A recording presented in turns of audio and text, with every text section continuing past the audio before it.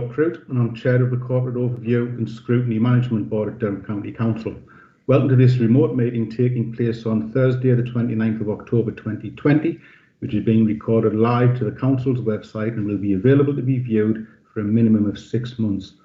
Please be aware that any footage from the meeting can be used in subsequent media broadcasts. I'd like to give a warm welcome to members, officers and any members of the public or media who are watching this live feed. Before I commence with the formal business on the agenda, I'd like to cover some of the housekeeping issues for us all to follow. All participants must mute their microphones at all times. To speak, please use the chat function on the right-hand side. Type RTS, which stands for Request to Speak, and remember everyone in the meeting can see the messages in the chat function.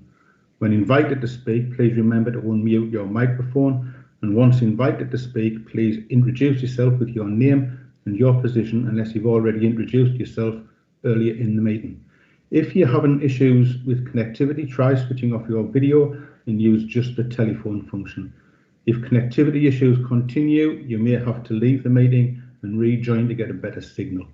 If my connection is lost, the Chair of the Environment Committee, Councillor Eddie Adam, will take over until my connection is restored.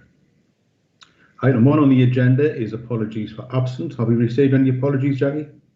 Thank you, Chair. We've got apologies from Councillors Beatty, Potts, Wilkes and Willis. And do we have any substitute members at item 2, Jackie? We don't have any substitute members today, Chair. Thank you. Okay, thank you. Item 3 is the minutes of the previous meeting held on the 16th of June 2020. Can we agree those minutes as a correct record, please? I've received no indication of dissent, so we'll move them as a correct record. Do we have any matters arising from the minutes? Chair, no, we've got no matters arising. Thank you, Jenny. That takes us to item 4, declarations of interest. Do any members have any declarations? No, thank you. That takes us to item 5 on the agenda, which is report of the Council's use of powers under the Regulation of Investigatory Powers Act 2000. This is a report of the Head of Legal and Democratic Services. But we have Camilla Coulson-Patel, who's going to take us through the 2 reports. And I will remind you that there are 2 reports. Camilla, if you want to take them both together, we'll take the recommendations together once you've finished the report. Thank you. Thank you, Chair. I'll take both reports as you've outlined there together. My name's Camilla Coulson-Patel. I'm the Governance Solicitor within Durham County Council. This is a standing agenda item to inform members about the Council's use of powers under the Regulation of Investigatory Powers Act 2000, also known as RIPA, during the relevant periods. In this instance, Quarter 4, which corresponds to the 1st of January 2020 to the 31st of March 2020, Quarter 1 and Quarter 2 of 2020-21. And it is to ensure that the powers are being used consistently within the Council's policy and that the policy remains fit for purpose.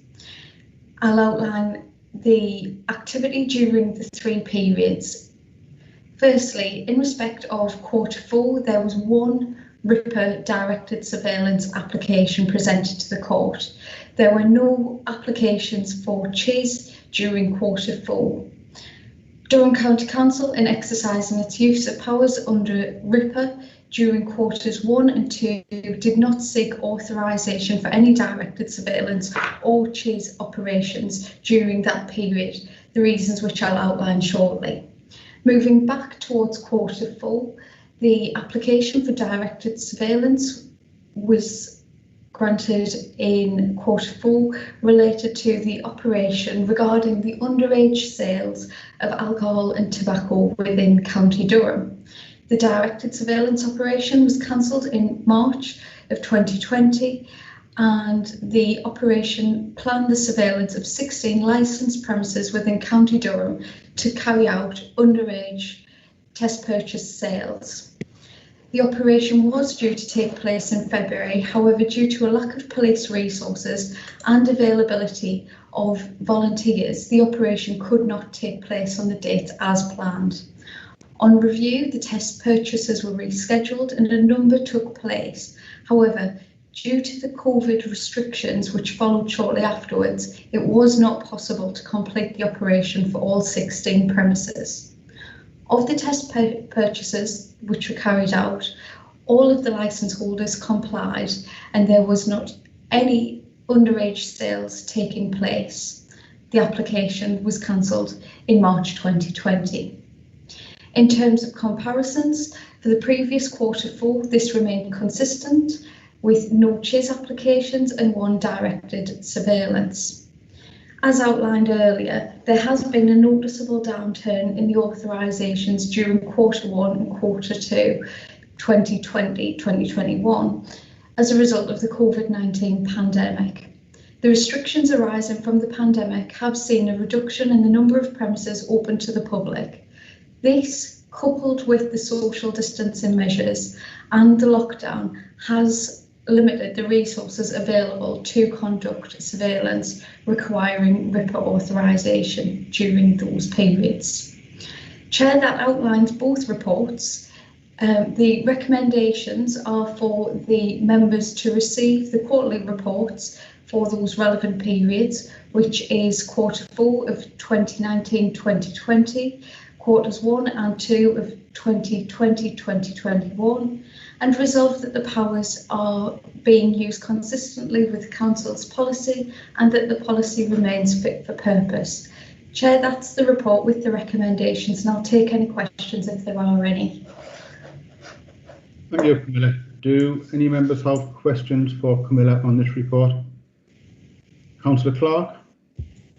Thanks, Chair. I note Camilla's comments on obviously resource issues and COVID-19 impacts, but I'm just conscious that the criminal element out there who are doing things they shouldn't probably still do it. And obviously we as a council, I'd be nervous if there was any narrative came out that we were less able to do the monitoring than that we do.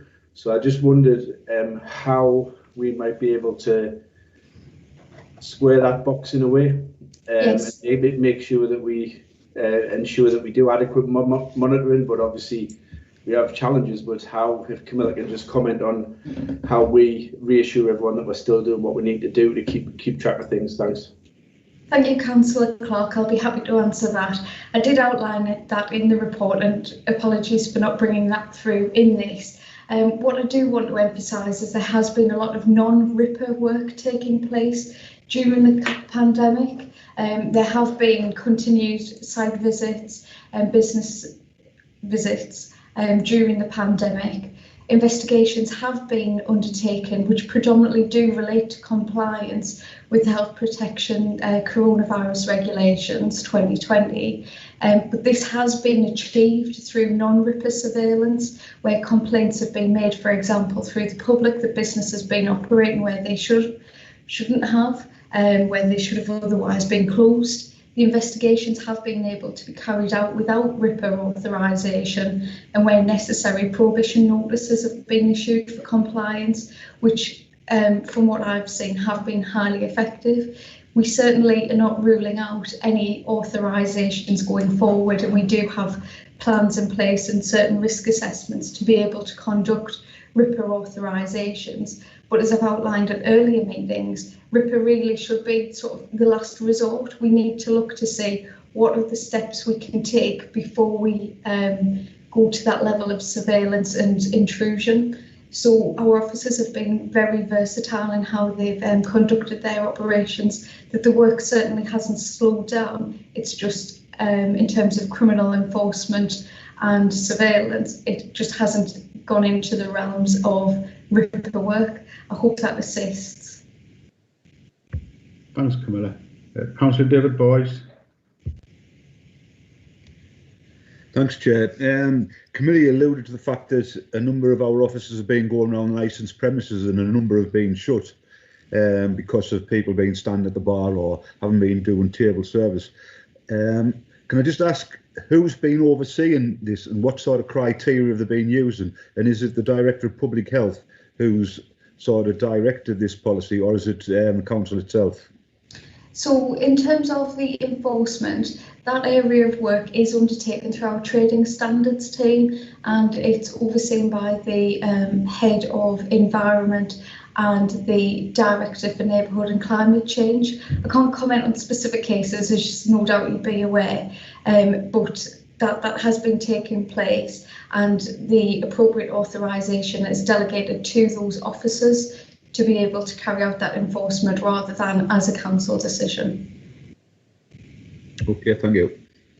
Thank you, Camilla. I have nobody else expressing a wish to speak, so can we accept the recommendation as set out in the report and repeated by Camilla this morning, please?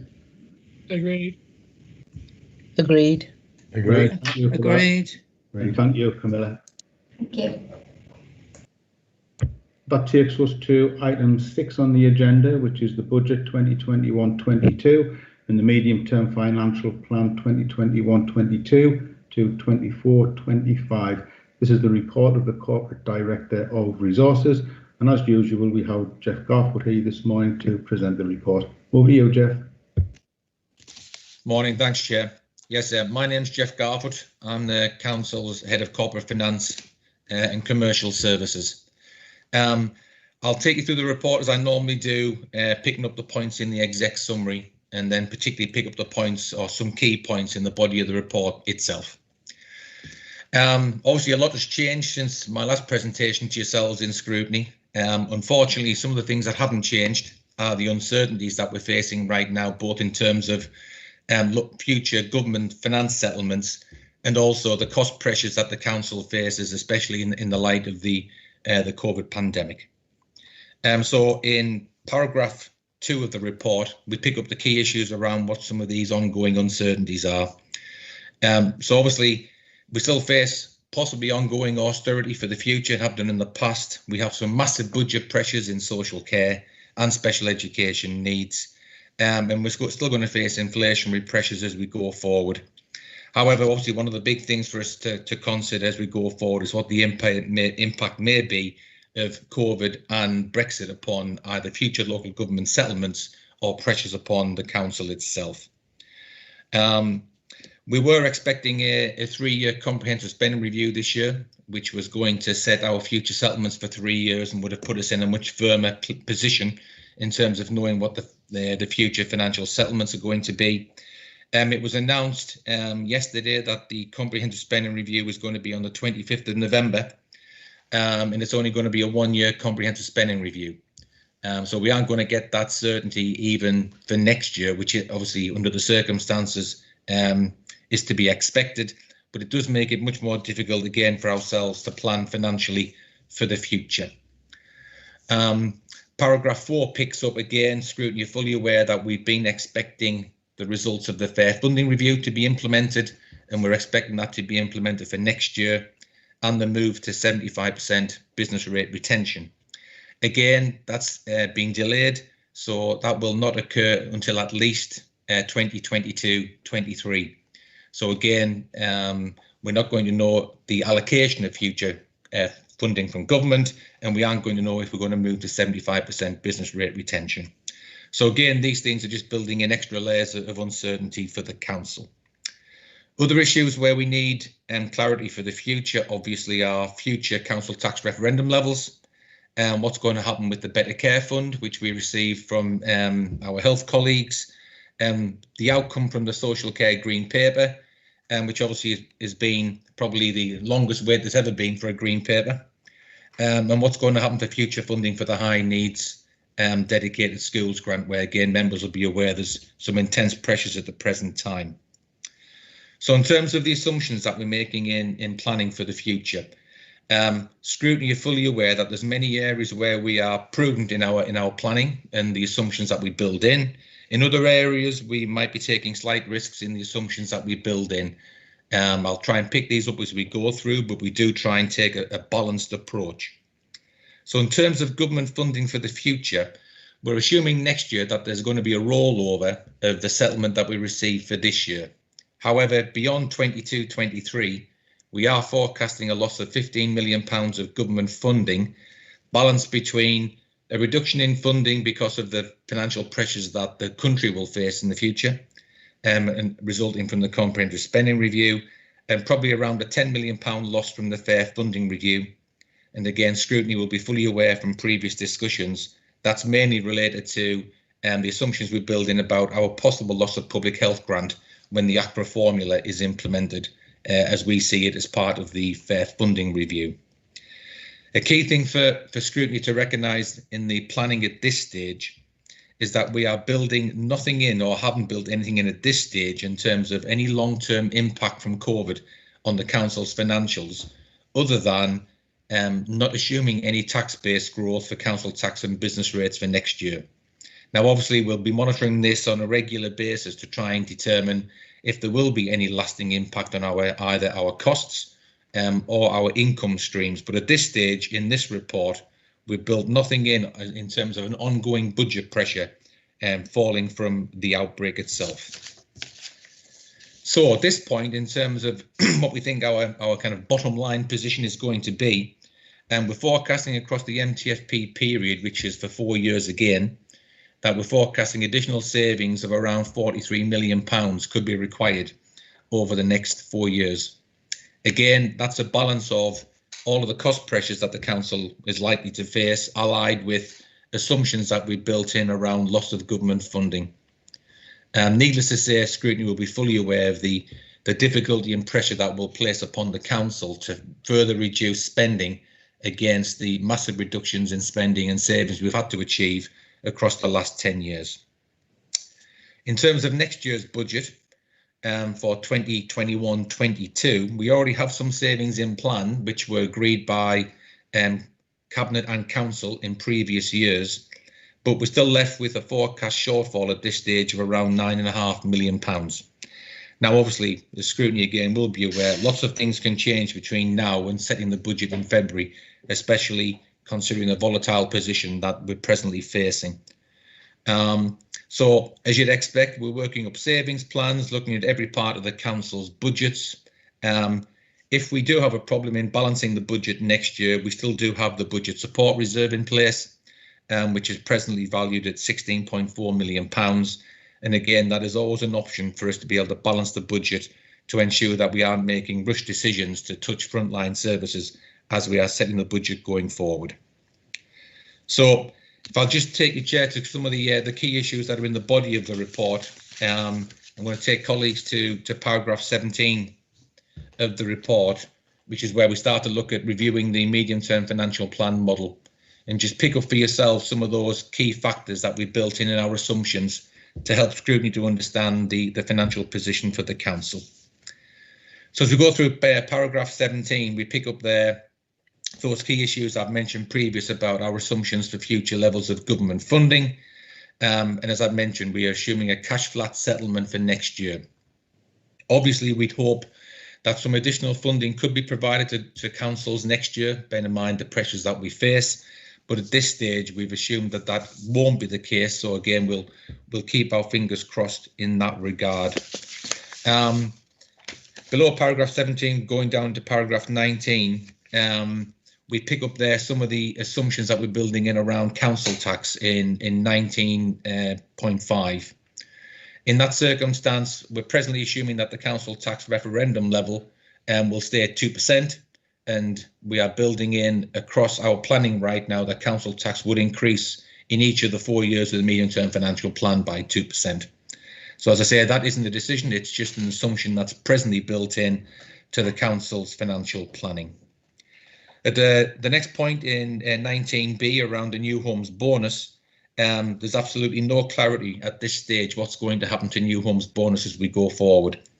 It was fully expected that new homes bonus would end probably in the next couple of years, but obviously that was going to be part of the 3-year comprehensive spending review. So at the moment, we're still assuming that new homes bonus will continue to be paid, but because of low levels of housing building that we've had in the county in the last 12 months, again, for obvious reasons, we're presently forecasting that we'll have a reduction of around 700,000 in our new homes bonus going forward. But in the future, we do think that new homes bonus will be phased out. So our planning in the medium-term financial plan at the present time over the next 4 years is starting to phase out the payments that we presently receive for the new homes bonus. So the next part is one of the key volatile areas that we're presently facing within our financial planning, and that relates to our council tax income and business rate income. So as far as council tax is concerned, we've had some significant reductions in council tax income this year, mainly related to a significant increase in people from the county claiming local council tax reduction as they've lost their jobs as part of the pandemic. Obviously, we've built in an assumption into our current year's budget of what that impact might be. One of the key things is going to be for us in the next few months to monitor what happens as the furlough falls away and to see what happens in terms of jobs in the county. It may well be that we find another surge in people claiming against a local council tax reduction scheme, which naturally will reduce our tax base even further for next year.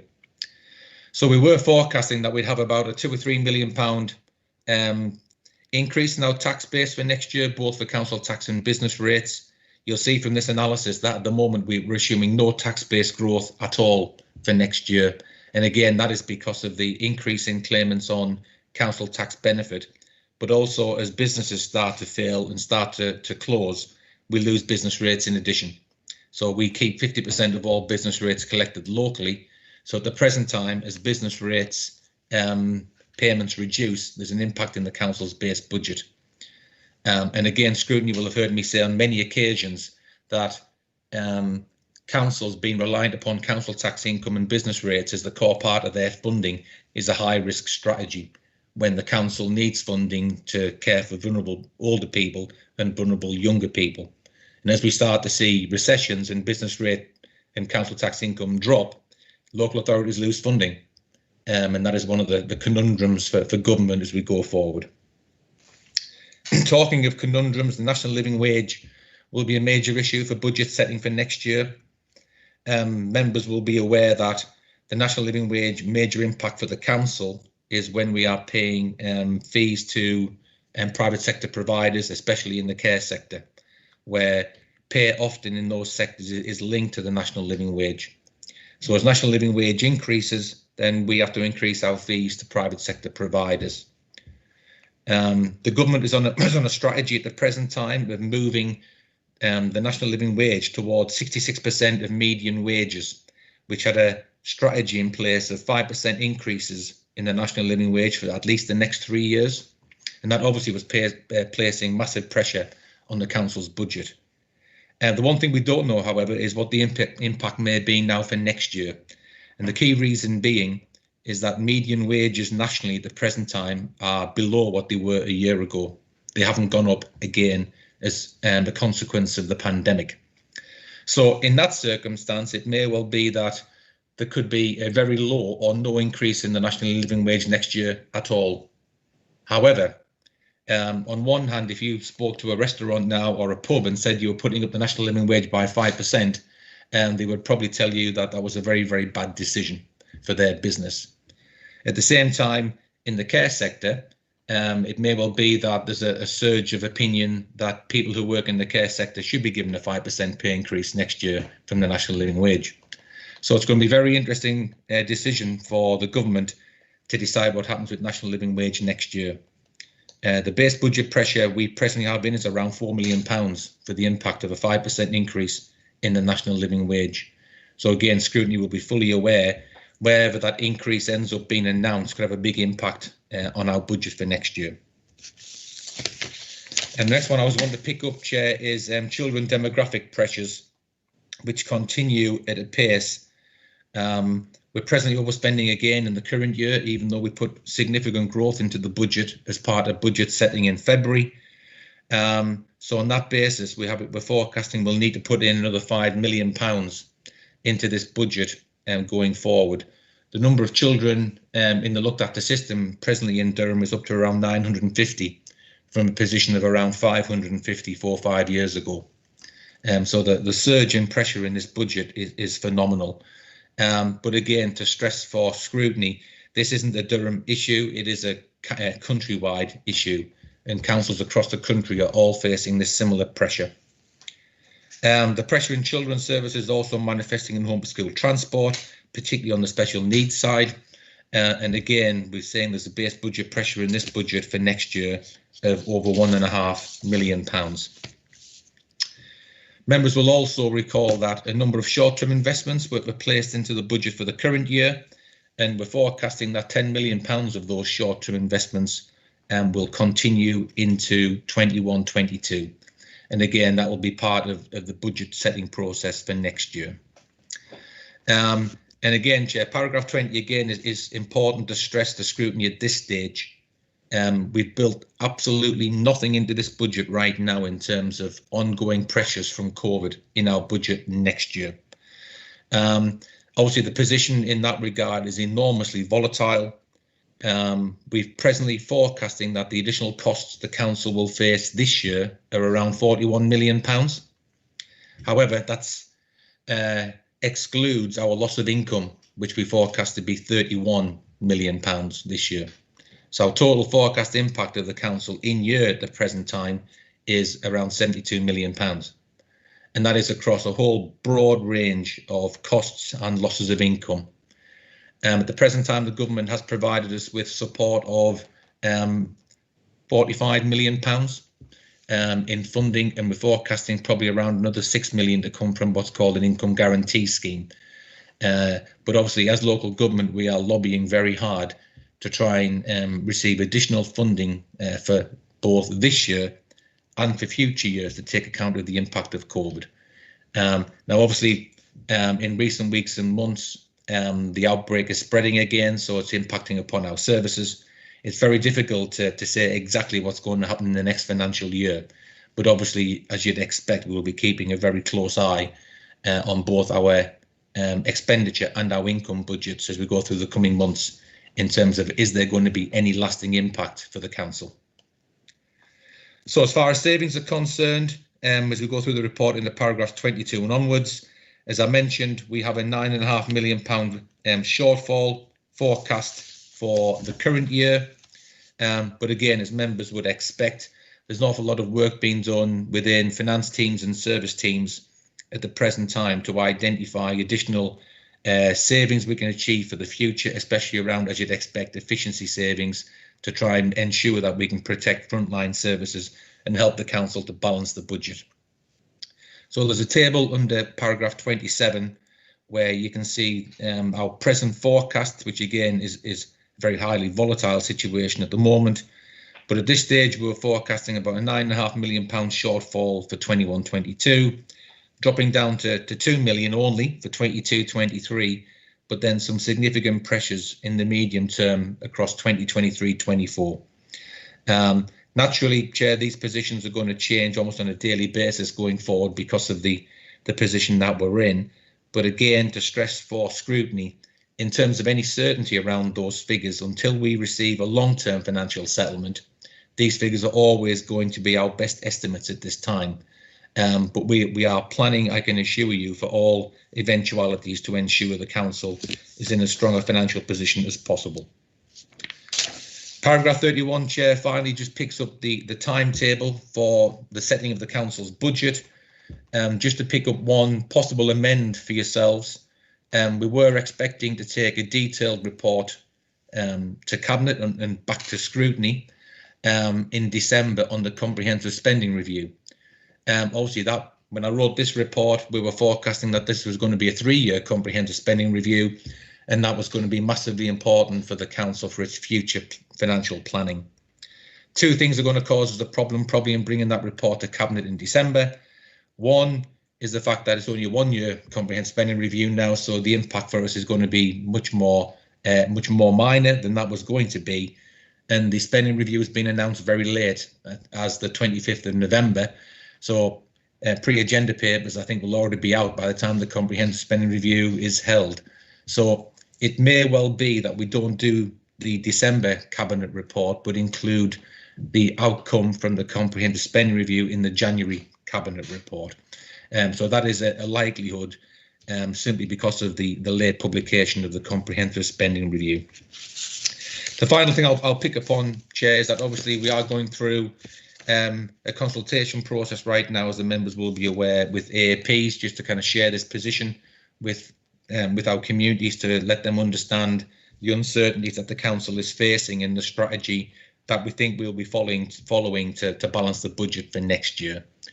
So the final thing to say to Scrutiny is, as I say, kind of we're running slightly late this year. Normally would have had this report to yourselves in July, so apologies, it's October, but I'm sure you can understand the uncertainties the council's faced in trying to reach the position that we're presently in. That's it, Chair. Happy to take any questions. Thank you, Jeff. It's a very thorough report with a lot of detailed information in it, and once again sadly underscored by the levels of uncertainty and volatility in the current financial position. And a lot of that's exacerbated by the constant delays on the white paper that you mentioned on social care, on business rate retention, which has the potential of a huge impact on this authority, and also on the fair funding review, which is being put back another 18 months, perhaps 2 years. That doesn't help, and that again, that's you know, it's made even worse by the fact we're getting a 1 year settlement, which makes it almost impossible to plan ahead over an MPFP period. But I'm sure those issues will come to the fore when I open this up to questions. We have Councillor Richard Bell first. Thanks, Chair. Councillor Richard Bell, Barnard Castle Weston, leader of the Conservative group on the council. Morning, Jeff. Firstly, just on timings of meetings, it's a perennial problem, this late settlements, but I would say if there's any way you can make a December cabinet or even put some information out in December on what news you get on the 25th of November, that would be very useful, because obviously from a scrutiny point of view and from an opposition point of view, the more detail we get, the earlier, in terms of informing the budget and our attitude to the budget. So I would say if you can possibly bring it forward. I think the level of uncertainty, my feeling, is probably going to continue. I would be surprised if next year we got more than a 1 year settlement, partly because I think the business rate system is broken, and I'd like your sort of views on that. Some businesses have obviously done quite well during the pandemic, but an awful lot haven't, and the business rates exemptions for relief during the pandemic have been a key element of business support. But you look at shops closing, you look at city centre offices being vacated now, the move to working from home, and my personal view is that the business rate system is broken, and therefore giving more share of a broken system to councils would be a very bad thing. So I'd just be wondering what your views are on that, and indeed, is the LGA or anybody else making this case to government? Because it's one thing giving a share of the business, an increasing share of the business rates cake to councils at a stable time, but most people would say the business rate system as it stands now is broken, particularly also given the shift to online. And while we have some huge facilities like the welcome new Amazon facility at Junction 51 who pay business rates, there's an awful lot of online operations don't pay any taxes, and most people would say that system is broken. Thanks, Chair. Jeff? Yeah, thanks, Richard. I'm pretty sure that Amazon's at Junction 61. I hope they haven't moved it recently. But the December meeting that you mentioned, Richard, just to be clear, the comprehensive spending review will not be the local government finance settlement. So the 25th of November will just tell us at a high level what government is doing in terms of local government. We'd expect the local government finance settlement to be, let's keep our fingers crossed, by about the middle of December. But again, Scrutiny will remember we've had 2 occasions in the last 5 years where we've had the settlement in January. So my aspiration, Richard, is that I'd hope that the December Cabinet report, we could bring a full analysis of the 3-year comprehensive spending review and what we thought the impact might be on local government going forward. The January Cabinet report is always hopefully to pick up the actual local government finance settlement from December. And again, you will recall many years ago, we always received the financial settlement in November for local government, and the December Cabinet report was always the result of the settlement. So we could possibly still squeeze in a December meeting if there's anything that's in the CSR, which is a major impact upon local government. I just don't think it's going to be. I think the CSR is going to be very much focused upon business and trying to ensure that the country can recover from the pandemic, rather than there being any focus on things such as social care. But again, you know, if there's anything major in there, Richard, we probably could rush a report in. I'm just conscious that actually there'll be nothing major for us, and the January Cabinet report will be more important. As far as the business rate system's concerned, Scrutiny may be aware there's presently a review ongoing into the business rate system. And again, lots of commentators, as Richard has intimated, are saying that business rates as a taxation is no longer fit for purpose, particularly when it comes to major online companies who obviously are very light in terms of business premises, especially as compared to retail. So one of the ideas being very much mooted is that the business rate system will be scrapped altogether and replaced by some kind of turnover tax, so that businesses are taxed based upon their turnover rather than their footprint in terms of buildings. I guess if that happened, Richard, then there'd be massive questions then in terms of how local government is funded again. I've always been of the view that the business rate side is not a fit for purpose funding stream for local government. And for those reasons I mentioned before, in terms of we need a level of certainty in terms of our funding, because our major pressures are protecting vulnerable people. So I've always been of the opinion that local government should be mainly funded from government grant, not from business rates. Thankfully, I think what we'll probably find now, Richard, is that the county councils across the country are very much coming to the view now that also business rates shouldn't be used to fund local government. There have always been major supporters in the past of the move to 75% business rate retention, but they are very much moving now to a situation of opposing that and preferring a move away from business rates being a core funding stream for local government. So I guess a lot of this will end up being based around whatever the outcome is of the review into business rates, full stop. But I guess it's probably going to be 2 or 3 years before we see the outcome from that. Thanks, Chair. Thanks, Jeff. Jeff, on the subject of reviews, it's just come to light that the Ministry of Housing, Communities and Local Government Select Committee are about to carry out a review into local government finance. Do we know anything about the remit or the terms of reference to that committee, or even more importantly, do we know what types of opportunity we might have to feed our concerns into that process? Because clearly it has a massive impact on how we operate as a council, not just this one, of course, but those up and down the country. No, you're right. You're right, Rob. I think it's really good that the select committee is going to look at that at the present time. I think there's a deadline date of somewhere towards the end of November where we can feed information in as local authorities into that. So I know the 12 North East authorities have already begun discussions to see whether we can do something in terms of the region in that regard. But the timing is opportune in that regard, and I think the Scrutiny Committee will be very much wanting to look at the impact of COVID upon local authorities.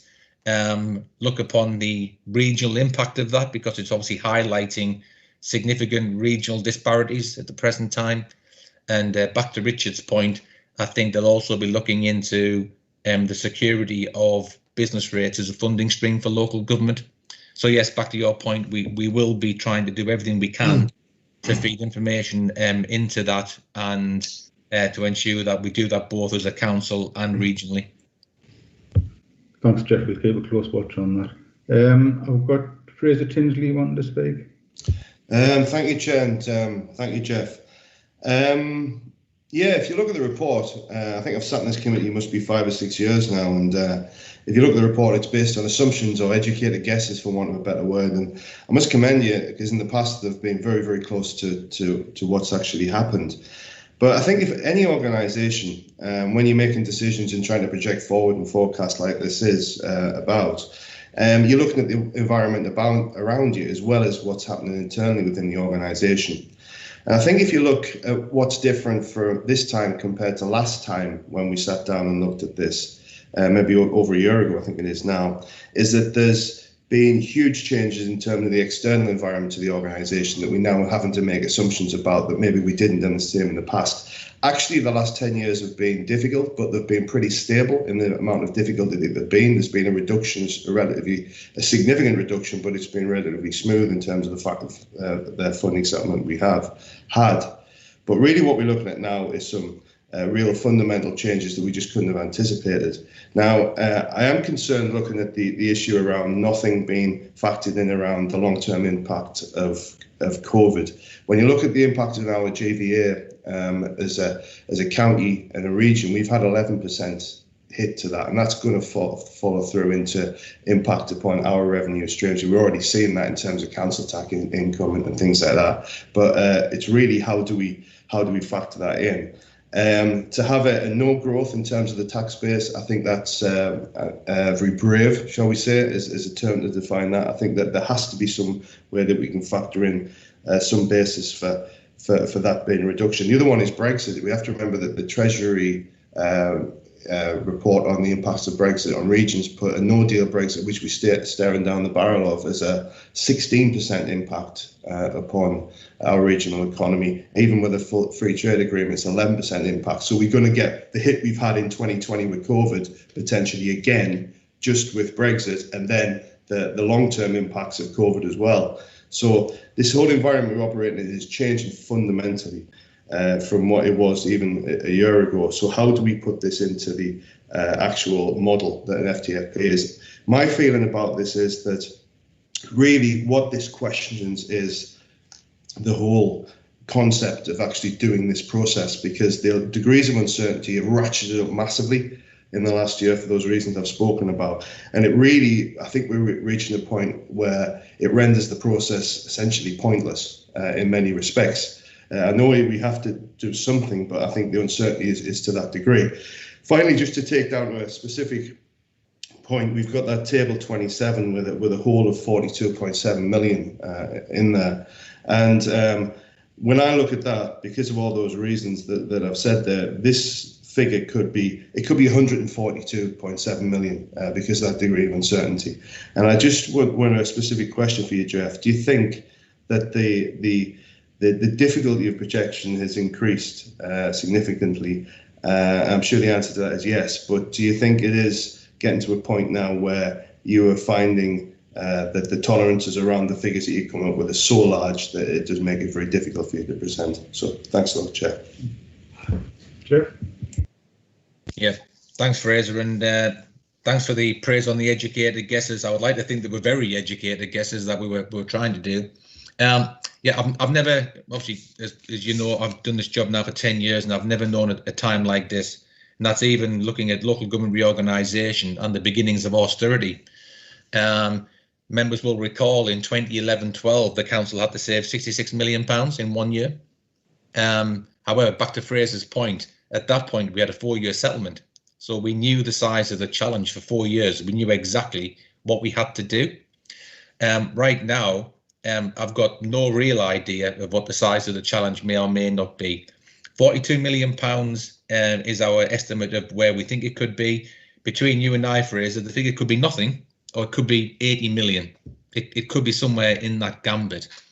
80 million. If local authorities of our nature had to save £80 million, then actually local government as we know it will not exist, because that level of reduction just blasts through all the services the council provides. So I just can't see a situation where that happens. I just can't see it happening. I would like to think that something around 40 million is the worst case as far as we're concerned, and we have to plan on that basis. So behind the scenes as officers, we have to have developed plans for savings that are robust in their assurance process, so that we can put them in front of members as we have to make decisions to help to balance the council's budget. Now, the major financial challenges we think we face right now are towards the end of the financial planning 4-year period. Obviously, on the other side, we then hope that the pressure that we're under is recognised. Let's not be too surprised if the government increases the council tax referendum limit beyond 2% and passes the responsibility for raising taxation for local government locally rather than nationally. So again, let's not be surprised if that's something that does happen for the future. But again, that means members have very difficult decisions in terms of what to do with council tax. And as I say, it passes that responsibility onto yourselves as members, which would be very, very difficult. So Fraser's right, it is very difficult to plan right now, but it doesn't mean that we have to stop planning for what may happen. And I hope you're all aware that as a local authority, we've always done that. We've always tried to ensure that we're planned and we have plans in place.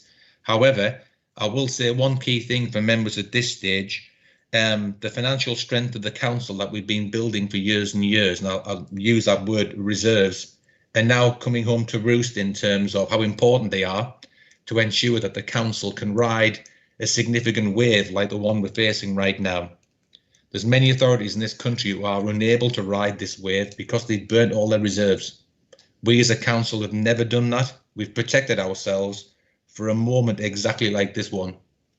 So yourselves as members are to be praised that you've enabled the council to get to that position, and it means we've got sufficient balance sheet strength as a council to face a challenge like the one we're facing right now. I'd hate to be in some local authorities in the country who are having to go cap in hand to the government now and asking for bailouts because they're not in the situation that we're in. So it's not going to be easy, Fraser, but we'll ensure that whatever happens in the next 2 or 3 years, that from a financial viewpoint, we plan as we need to ensure with yourselves we can balance the council's budget. Thank you, Jeff. I've got Patricia Joplin next. Thank you very much, Chair. Patricia Joplin, Crook Ward. Thanks for that, Jeff. It was a very worrying presentation. You've actually touched on one of the things that I wanted to ask. It's the imminent £9.5 million in 21-22. And you also touched on the reserves, because that was one of the questions I think we need, obviously, has got to be addressed very shortly.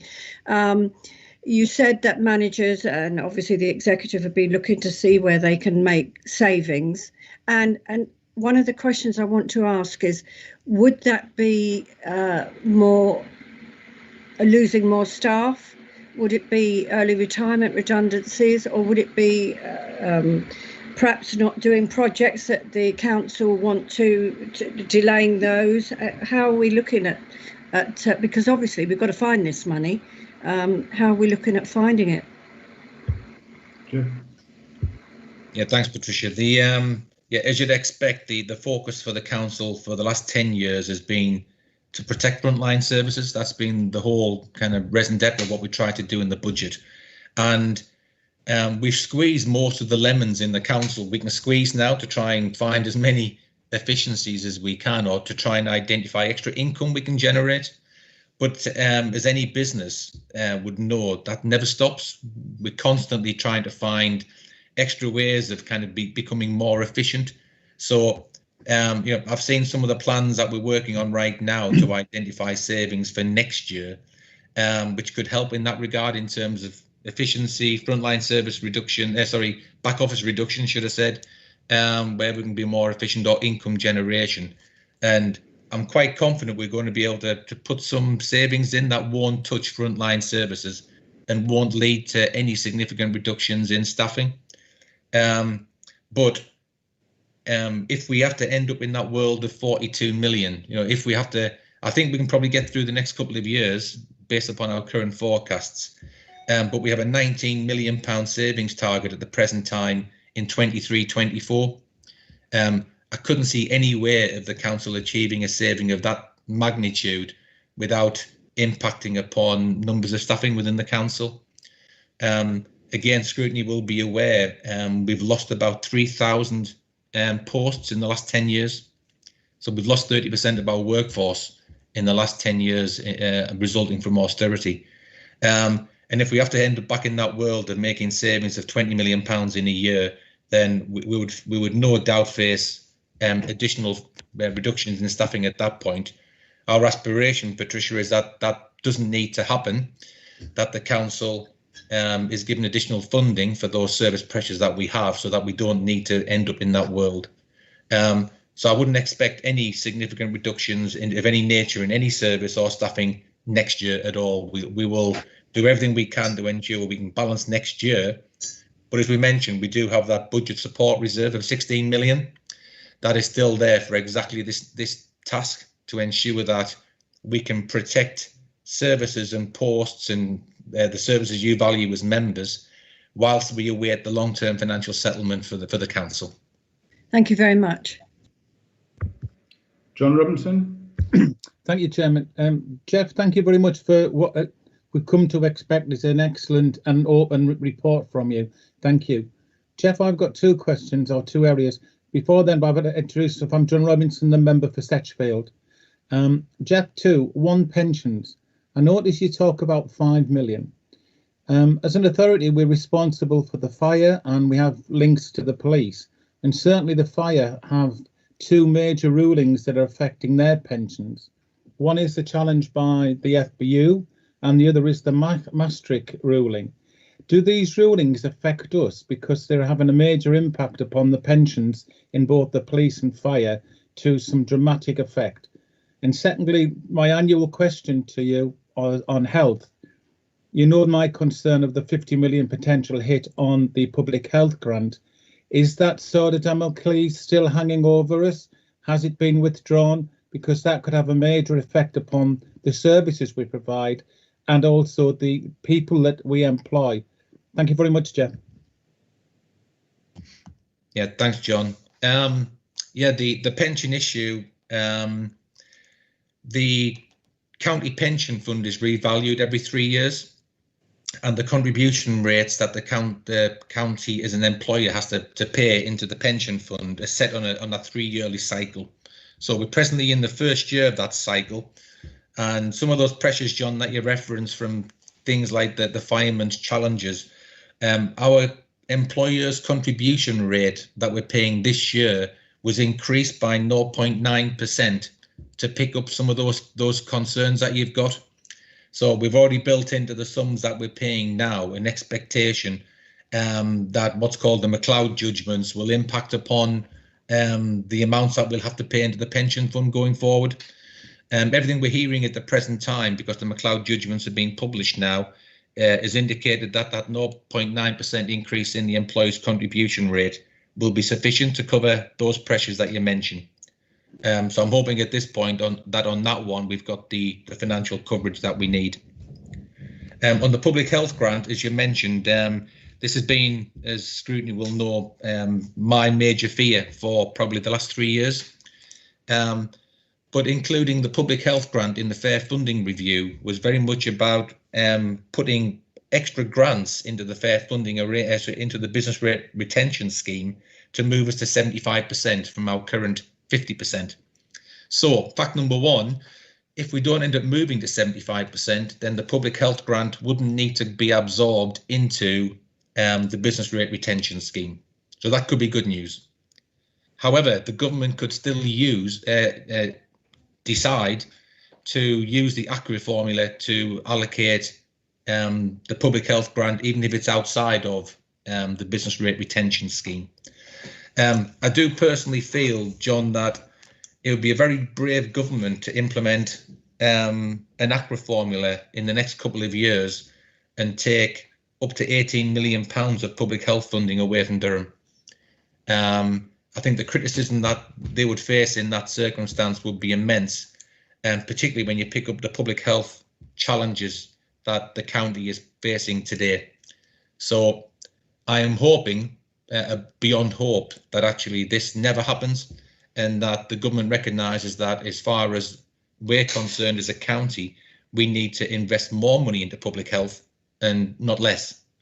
So I've never dared to hope that this one didn't happen, but I've got a little chink right now of hope that actually this ACRA formula is either one, never applied, or two, it's only applied in part. So I'm keeping my fingers crossed, John. Thank you, Jeff. I hope the long grass for hope that it gets shoved as far in the long grass as possible. Thank you very much, Mr. Chairman. Thanks, Jeff, and thanks, John. I have 3 members expressing the wish to speak, and then I propose to move on after that. We have Amanda Hopgood, Alan Shield, and Craig Martin. Amanda? Yeah, thanks, Chair.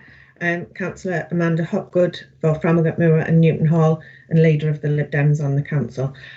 Jeff, thanks for the report. There's a couple of things that I just wanted to pick up around consultation. So when you go out to consult with the AAPs and the public, I think it would be really helpful if you put some of the bigger figures in there rather than just the increases and the base budget pressure. So for example, the home to school transport, most people across the county will have no idea that we already invest £13.5 million a year in home to school transport.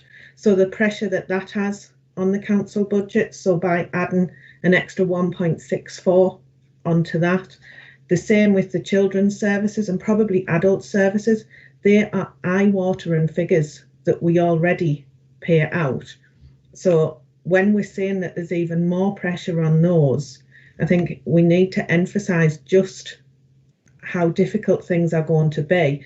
And I do, it's probably not that often that I would agree with Fraser, but I think we can safely say that we are in uncharted waters with regards to Brexit and with COVID. For all this to hit in one go, in 1 year, next year, we are going to see some huge implications. And I would like to see something within the budget that at least reflects that. To just not have it in there, I think we need to have at least some idea of what that might be. Thank you. Do you wish to comment on that, Jeff? Yeah, thanks, Amanda. No, totally take on board Amanda's comments around consultation. I did in the AP consultation try and put some of those big numbers in, but it wasn't at that level of kind of within services. But we did put in to the slides that the council presently is spending about £1.1 billion. You know, the council's an enormous business in that regard, and well over £600 million of our spend is in adult and children's services. So well over 60% of every penny the council spends is caring for vulnerable children and vulnerable adults. That's where we're spending most of our money. And Amanda's right, kind of some of the amounts of money we spend now are phenomenal in lots of our service areas. And I think it is important that we keep putting this information out into our public domain so that the public are fully aware of the areas where the council spends its money and where we face significant budget pressure. And yeah, I mean, as Amanda said, in terms of the COVID arrangement, I've got to do a return to government every month on the COVID spend and now loss of income. And we've probably got about 8 or 9 areas now. Bear in mind, I think there's probably 120 areas of extra spend and loss of income across all of our budget heads. It's a massive impact. There's probably only 8 or 9 that concern me running into next year. But the issue I've got with putting money into the budget for next year is that it may well be, I've got no idea, one, how much it's going to be or how long the impact would last. So again, I hate to use the word reserves again, but we're presently reviewing kind of all of our reserves again. And it may well be that we could use a reserve to pick up any pressures we have in 21, 22, because we would hope by 22, 23, some of these things have absolutely, totally dissipated. But Amanda's spot on. It's the one thing that's absorbing me now more than anything else in terms of planning for next year is there going to be any ongoing impact into our budgets for next year? And I think the major areas in that regard are things such as income in our leisure centres, income in theatres, car park income, but particularly, I think it's something that Fraser was picking up, income from our council tax and from our business rates. So it's those kind of areas, the ones that we are very much focusing upon. But there's another complication around council tax and business rates, where the income we collect in that regard, we hold in what's called the collection fund. And the government has identified that there may be some additional funding next year to support councils in that regard. But until we see the detail on that, Chair, I'm not sure what's going to happen. And also, we're running a forecast deficit this year on the collection fund.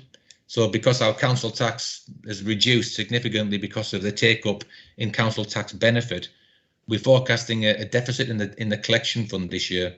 But at the present time, the government is indicating that the impact of that can be spread over 3 years. Now, again, there is something there where we may well have to build something into the budget next year to pick up the impact of a deficit on the collection fund as well. So there are a number of issues that actually could put extra pressure into the budget for next year. Some of the assumptions we built in can be deemed to be prudent and the impact might be a lot less. So as I said, it is the most volatile year I've known for setting a budget as we go into next year. Chair, may I come back on that just briefly? Yeah. Thanks. Jeff, just in line with making sure that we have something for COVID, the government at the very start of this pandemic, and I totally appreciate that this is new to everybody in the whole world, not just us, but at the very start, they told local authorities to do what was necessary and they'd provide the funding. We know that all that funding hasn't come forward, but if we don't have it in the budget to show what the shortfalls are, and I just wondered if we need to have it there so that we can demonstrate that actually, no, you haven't given us the money back. And I know that we're lobbying all the time to do that, but if it's not in the budget figures, could it be lost somewhere? And I wouldn't like to see that happen. Well, don't worry, Amanda, I never lose anything. Nothing's ever going to get totally lost. The thing we have to recognise around COVID is that the major impact for the council is in this year. Obviously, we're looking here at what the impact might be on next year. And yeah, it may well be that next year the government provides us with some extra funding on a one-off basis to pick up the impact of COVID running into 21, 22. At this stage, we're not quite sure. If I feel that there are going to be some pressures running into next year impacting from COVID, I can guarantee you I will build something into the budget if we need that. It's just at this stage, I can't see it because we're so far away from the 31st of March and to understand that. You're right, the government did say at the start that whatever was required would be done. As I mentioned previously, our COVID forecast for this year of lost income and extra expenditure is 71 million. The income the government has given us so far is 45. We're expecting at least £6 million from the income guarantee scheme, which would take us to 51. So we're notionally 20 million short, but £11 million of that is council tax and business rates. And the government has identified we would be able to roll forward that impact over 3 years. So we haven't got as much as we need. We are getting extra flexibility and support. But the line that the government is taking is that the £45 million they've given us is sufficient to cover our extra costs. Now, our extra costs are 41 million. So in that regard, the government is right. The issue we've got, however, is that we then got £31 million of lost income. So I think the government is cannily saying, well, we told you we'd cover your costs and we have done. But the problem we've got is in our income. That's something we need to bear in mind because the council did pass a resolution unanimously, I believe, last week to hold the government's feet to the fire on this, that we do need the money back that we've lost as a result of the COVID-19. So it's something to keep an eye on. As I was closing down my list of speakers a few minutes ago, Mark Wilkes expressed a wish to speak at the same time. So we have 3 final speakers and I'm going to move on. We've got Alan Shield first. Thank you, Chair. Morning, Jeff. Good morning, everybody. Councillor Alan Shield, representing the Ledgate and Melmsey Division and also leader of the Durham Independent Group. I share Jeff's concern and everybody else's concern regarding the delays and uncertainties. And Jeff's crystal ball in the past has worked wonders to safeguard County Durham in particular. When you compare to some of the other councils, I'm sure I read that Leeds City Council have a budget shortfall of £61 million. I'm not sure that was for this year or a rolling one. So, yes, it's a time of uncertainty for all of us. Can I pick up just a couple of points? Jeff, you mentioned about the loss of staff, where you said that we'd had a staff reduction of some 30%. I know we lost 3,000 people, but my calculations were we had somewhere in the region of 20,000 employees, and that really should reflect, it's not a 30% reduction in staff, it's more like an 18% reduction. It's still a heavy reduction, no doubt. The comments made by Amanda are very worthy of note, but I participated in the consultation for the Derwent Valley AAP, and I would urge and ask all officers that they have to give a balanced report, because if we continue to give this doom and gloom effect, it's going to have a serious detrimental effect on people's health and welfare, especially the mental health issue. So we need to sort of try and balance the cause for concerns that we have and the financial concerns, but perhaps some lighter aspects. And I know that was done in the Derwent Valley AAP. They tried to show some specific potential improvements, and I think that's very important. I note, Jeff, that in the report, the £42.7 million savings required in the next 4 years takes us to a total of £293 million from when we started the austerity savings and the MTFPs in 2011. But could you just clarify, because also on paragraph 12, item B, it does say that the savings are not 42.7, but actually are £49 million. There may be something that I have misread, I haven't understood, but if you can clarify that. And the other one was a general question I was asked by a couple of people who I actually went to visit, kept social distancing, I must emphasise. And I explained about officers who were working from home rather than being based in County Hall. And the response I got was, well, how much is that saving? And I went, well, I'm not sure whether we could say there's any savings or whether actually it's an add-on cost. But I'd like your view on that. And as I say, it's not all doom and gloom. When you compare what Durham are like to other councils, we're in a very more stable position, and that's all credit to Jeff and his team, and also the councillors who've supported whatever changes have been needed. Thank you for that, Chair. Much appreciated. Thanks, Alan. I take your point about getting the balance right, but when you're putting MDFP reports like this together, it's very difficult to look at a positive side. I think we can point to positives that we've done as a local authority and the strengths that you've mentioned, that Jeff's mentioned about the reserves and the prudent management of the budgets over the years. I think that's definitely a positive. But I think sometimes when you're looking at reports like this, it's difficult to find positives when you look at the volatility, the uncertainty in it. And ultimately, you know, you can put lipstick on a pig, it's still a pig at the end of the day, isn't it? And I think we have to be honest about the position that we're facing through the budgets. Jeff, do you want to comment? Yeah, sure. I've got my lipstick on there, Rob, so I hope I look okay. Alan, I think you said 2 questions, but I picked up 4 there as you've gone through. So the first one about staffing. The 20,000 employees figure that we have in terms of council employment includes about 10,000 in our schools. So the council core is 10,000 or was 10,000 and about 10,000 in our schools. So the 30% reduction is 3,000 against the 10,000 core of the council employees. In terms of the uplifting element to the budget, I think the time when the council tries to ensure that is the case is particularly in the February budget report to council. So obviously within recent years, we've had some significant investments in our budgets. So for instance, we've got those £10 million of one-off investments that we had in the budget this year, and we're saying it will still be there next year. So they're looking at investments in highways, welfare, clean and green, climate change. So those things, I think at the present time, Alan, we're still expecting will still be there in the MTFP for next year. And the council has continued with member support to heavily invest in our capital programme. So again, I would still expect a significant capital investment to continue, and the funding for the prudential borrowing for that is within the MTFP model that we have right now. So totally take on board Alan's point.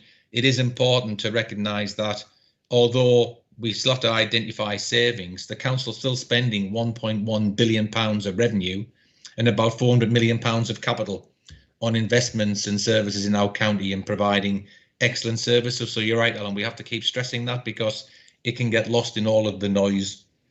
As far as that savings figure that you mentioned, the actual savings, we've already got about £7 million of savings in the MTFP that were agreed in MTFP 9 and MTFP 10. So the £7 million of savings already agreed. We need 42 million more. So the shortfall's 42. We've already got 7. That's the 49. But keep asking me these questions because it's great to get a challenge in terms of making sure all the numbers are right. Yeah, the issue about County Hall, as you'd expect, as a council, we are facing lots of extra costs this year, but there are areas where we're not spending as much money. So places like County Hall not being open, there might be some small kind of heating savings and things such as that, Alan, within the building. There's lots of places where we're saving little bits of money on car mileage because staff aren't moving all around the county. So yes, there are areas in here at the present time where we have some savings that are helping us to offset that big shortfall we've got on the COVID side. Those underspends are being reflected in our forecast of outturn reports to Cabinet. Again, what I don't know at this stage is how much that's going to continue into next year, because I can't crystal ball. Well, I can try, but I just don't know how long the social distancing and the working from home is going to happen. Notwithstanding, as kind of Scrutiny will be fully aware, by the time we'd moved into the new headquarters, we'd always expected to be working on that basis anyway. But again, particularly on areas such as car mileage, it is areas where we're looking at the moment. Back to Patricia's point, it is one of the areas we're looking at in terms of identifying possible savings to help balance the budget next year. Thank you, Jeff. Thanks, Alan. I know your point about people being in County Hall was a financial one, but I think that the main benefits come in environmental terms, you know, the reduction in CO2 emissions with people not driving into County Hall. And of course, that heating bill, or the heating provided by the bill that Jeff was talking about, isn't leaking through the windows in County Hall, you know, affecting it even worse. So, you know, there are other benefits rather than just the financial ones, but you're right to raise that. Right, I've got Councillor Craig Martin next. Chair, thank you. Craig Martin, Liberal Democrat councillor for North Lodge in Chesley Street. I just want to pick up on Jeff Garford's point about praising us for not dipping into reserves and accumulating them during austerity. It's around £180 million we've got at the minute. I just want to remind everyone that our last budget was one of the first times ever we got a bit more money from central government, and we dipped into reserves to balance the budget last time. It's absolutely brilliant we've got this safety net, and really welcome that Jeff Garford is making sure, is thinking about making sure that we're going to have reserves available for these extra pressures. But we need to all remember that this is taxpayers' money, £180 million of it, and we've sat on it during austerity and low interest yielding accounts, rather than making it available to residents and having it in their pocket so they can use it to better their own lives. If the council tax referendum limit goes, as one of Jeff's possible predictions, we need to make sure that we're using those reserves before we put in additional pressures on the taxpayer, because everybody is struggling in this. It doesn't matter whether you're in a large house in a high band or a smaller house in a low band. Everybody's feeling the pressure, and we need to make sure we're using those reserves before we're adding pressure to our residents. Craig, I think the point Jeff was making, and he'll correct us if I'm wrong, is that the prudent use of reserves throughout unnecessary austerity, that tidal wave that hit the county, has left us in a position today where we're strong enough to withstand, up to now, the pressures that we're seeing at the moment. I think that's the whole point on reserves, but I'll let Jeff come in on that. Yeah, thanks, Chair. Thanks, Craig. Yeah, the reserves position is always a moot point, and members may have seen in the Q1 forecast of outturn report that we were forecasting in this year that our reserves had dropped by 50 million, which was always to be expected because we've got things like a £30 million earmark reserve to fund HQ. And I've been saying to yourselves for years and years, there's going to come a time when our reserves significantly reduce. It is very interesting, however, that in the COVID-19 return that we have to do for government, every month the government asks us how much we've got in our general reserve and asks us what would happen if we had to use the general reserve to kind of cover all the COVID costs this year. So there's a number of authorities in the country, and I think Rob, you may have mentioned Leeds and the size of the hole that Leeds are facing right now. And it's not just Leeds, it's lots of councils. And the government is fully expecting that rather than receiving all of the funding from government, that councils are using their reserves balances to help to balance their budget in year. And so building up things like a general reserve, now general reserve balance is about £23 million. bear in mind we spend £1.1 billion a year. So it's a little bit like if you had a salary of about £40,000, having about £1,000 in the bank. That's the situation the council's in. So even though our reserves figure sounds large, compared to the size of the council, it isn't that large. And when you hit a crisis like the one we're facing right now, this is the reason why councils hold reserves. It enables a council, if it isn't getting support from government, which is the case right now, we're getting some support, but not sufficient. It enables us not in year to start slashing frontline services. So I would caution members every single day of every single month of every year, do not blow your reserves because you need them for a time just like this one. And that will always be my position, Chair. I remember a couple of years ago, we had government on the one hand saying, you know, use the reserves to withstand their austerity. On the other hand, you had SIFA saying, be wise, you're going to have rainy days ahead, you keep a prudent level of reserves in place. Those authorities who follow the government's advice are the ones who are teetering on the brink at the moment, or the ones who have already fallen. Those who followed the advice of SIFA to, you know, look at the measured and prudential control on budgets and reserves, they're the ones who are still standing and still fighting. So I echo Jeff's comments there. We need to be very careful what we do with reserves. I've got them. Rob, can I raise one more valid point? I think again, just to support what the question that Craig's asking. And Craig is absolutely right, however, in terms of when we're looking at council tax and impact of council tax on people of the county. And that is why coming through Cabinet and Council in the coming weeks and months will be our reports to continue with our local council tax reduction scheme. So again, we're one of the only authorities in the country that presently has maintained the level of council tax reduction support.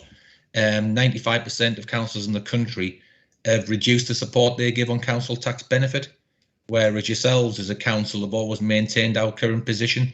So you are ensuring that we are still supporting people in terms of supporting them to pay their council tax or get reductions and almost not pay council tax at all. So that is an authority is one of the key ways we are ensuring that we can support people with council tax. Valid point, thanks, Jeff. Right, I've got Mark Wilkes wishing to speak. I have nobody indicating that they want to speak after that point, so we'll draw this discussion to a close after Mark. Over to you, Mark. Okay. Thanks, Chair. Can you hear me okay? Yeah. Yeah. Thanks for bringing me in last as well. It gave me a chance to recover from the thought of Jeff wearing lipstick. Mark Wilkes, councillor for Framwellgate and Newton Hall, and I'm also the shadow portfolio holder for neighbourhoods and climate change for the Lib Dems. Generally, and for Jeff in particular, I just have some concerns around one or more of the more conservative calculations in the budget.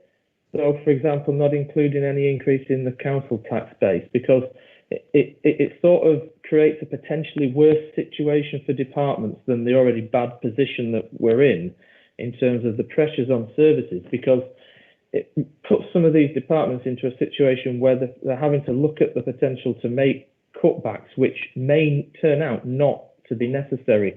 And I'm thinking about the fact that we do have some reserves, and I appreciate the pressures, but we have the Cabinet Reserve and other reserves. And we've also had that commitment from government as well, that they will honour the COVID costs. Now, clearly, there's a big trust issue there, and I think even Councillor Bell would accept that, as to whether that promise from government actually is fulfilled, because government's in a similar financial position at the moment, but ultimately they're the ones that can borrow hundreds of billions of pounds and give us some assistance.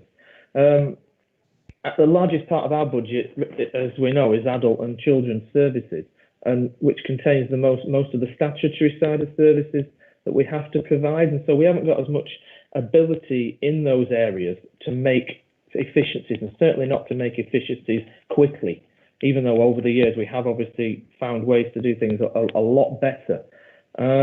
So that means that areas like the neighbourhoods budget, which tend to be the areas that the public see the front line of so much more, whether it be the bin collections or grass cutting, all those things which right now, for some people, probably aren't as important as they were because of the seriousness of where we're at, are still the things that on the front line affect people quite significantly.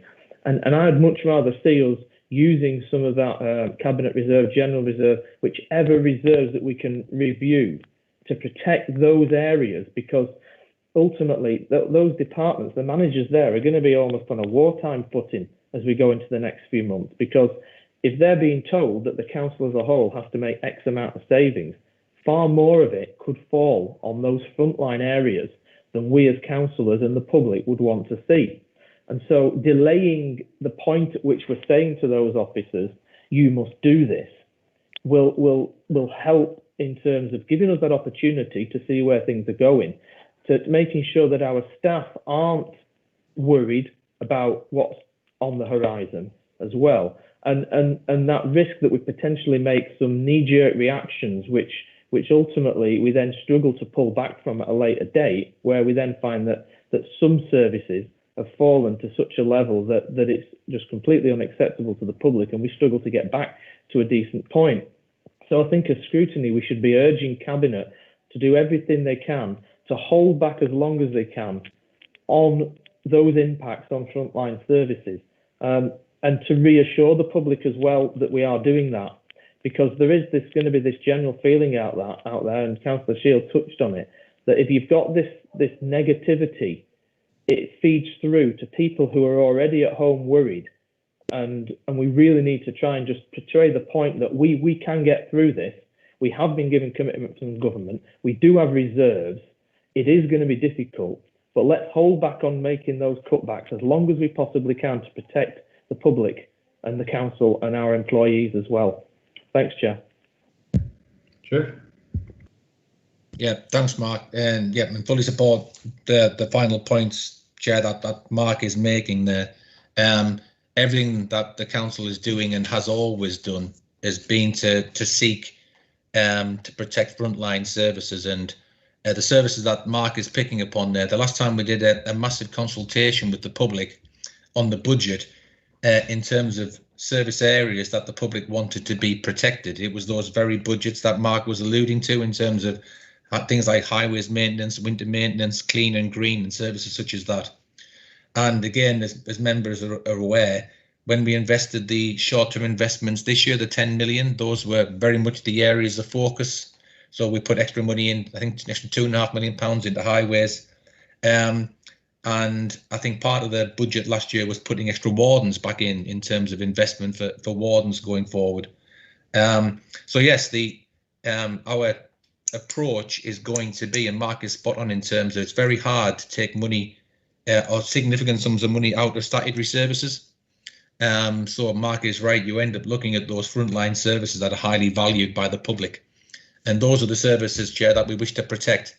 That's why, as we mentioned, that budget support reserve was put in place exactly for a time such as where we are right now, to ensure at least we can try and ride out the next 2 years until the council gets financial certainty on things like government settlements, as Richard was saying, what's going to happen with business rates, as you were saying, what's going to happen with public health grant. If we had those certainties going forward, then we can buy the time to make sure that as a council we make the right decisions about our services. Just finally picking up, Chair, Mark's first point on the tax base. Mark has quite reasonably pushed us on this every year, and 2 or 3 years ago we started building into our forecasts every year that we'd have an extra 500 houses built every year in the county to build tax base growth in. I've been kind of caught by that one this year, because our tax base this year now is lower than what the one we set at the start of the year, and that's why we've got a forecast £5 million deficit on the collection fund this year. And that's no criticism of Mark in any way, but the reason we've got the reduction in the tax base this year is because of the increase in take-up of local council tax benefit. So although we've got some extra housing being built, that tax base growth is being wiped out by the people who are now not paying council tax anymore because they're claiming council tax benefit because they've lost their jobs. And the concern I've got for next year at the moment is we haven't yet seen the impact of the furlough falling away. So we might see another surge in council tax benefit claimants in the next few months. And that is the reason why at this point I've put no tax base growth in next year's budget, Chair, because I might actually be in a situation of having to reduce the tax base next year if we get that surge in local council tax benefit claimants in the coming months. And I think that's almost certain, Jeff, given that furlough's going to end in about 48 hours' time. I can't see any other alternative to a stronger call on the council tax base. Right, I don't have any other members wishing to speak, so I'll ask members if they would agree the recommendation to consider and comment on the October Cabinet report on the MPFP, and also note the timetable for scrutiny discussions, which is included in page 41 of the Cabinet report, bearing in mind the comments made by Richard Bell and Jeff Garforth. Are we happy to do that? Agreed. Yes, Agreed. Chair. Agreed. Right, thank you, members. That takes us to item 7, which is the Q1 Performance Management Report. It's the report of the Corporate Director of Resources, and we have Jenny Howarth here to present the report. Over to you, Jenny. Thanks, Chair. I'm Jenny Howarth, Head of Strategy at the County Council. This is the reinstatement of the quarterly performance reports this committee receives regularly. And we did have a pause in these reports when we went into lockdown back through from March to April. So this report is picking up not just the Q1 performance, but it also has detail of the end of year outturn incorporated as well. The report presents progress towards achieving the key outcomes of the Council's performance framework, and it's at pages 49 through to 148 of the papers for the meeting. It contains an executive summary and more detailed supporting information that covers the Council's performance during that first 6 months of the year from January to June 2020. Paragraphs 2 to 5 of the report highlight the impact of COVID-19 on the Council, and that is the context within which this report needs to be considered.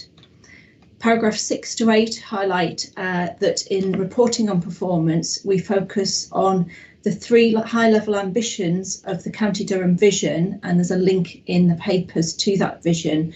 Those 3 ambitions for reference are more and better jobs, longer and independent lives, and connected communities, as well as looking at a 4th excellent council theme, which focuses on how the council is improving its operations. I'll provide a brief overview of all areas, but also reminding members that I'll do my best to answer questions, but detailed queries in relation to areas which are under the remit of other scrutiny committees may need to be considered elsewhere. Firstly, turning to more and better jobs at paragraphs 8A to F, the report highlights the impact of COVID-19 during the first 3 months of the pandemic was significant, as we're all aware. The report highlights rising unemployment, has just been mentioned, in line with the national picture, and that's been quantified locally with almost 1 in 3 jobs. That was 29.7% of jobs that had been furloughed within the county. It also highlights this particular evidence of impact for young people, women and older people, and in particular data where we have earlier information is universal credit claims, and we saw a 74% increase in universal credit claims for people aged 18 to 24 in June 2020 compared to 1 year previously. Paragraph 8C highlights economic impacts are expected to be wide-ranging and long-term, and it also highlights evidence from a Business Durham survey conducted in June, where more than half of businesses indicated that their turnover was impacted by more than 50%. Going on, the report also highlights the impact on the leisure, tourism and cultural sector, which has been particularly hard hit. Some events have moved online, but the majority have been cancelled or rescheduled. We also reference concerns in relation to resulting poverty pressures across the county, including the impact on children and young people and those with disabilities. To mitigate against these challenges, the Council continues to support employees and businesses through a variety of projects and grants, and have developed a COVID-19 economic recovery plan. And Chair, I think it's worth referencing that the Economy and Enterprise Scrutiny Committee will be considering information in relation to the impacts of COVID-19 on regeneration, economy and growth services at the meeting tomorrow. Turning to longer and independent lives, there's clearly a great deal of health and wellbeing related pressures arising from the initial impact of COVID-19.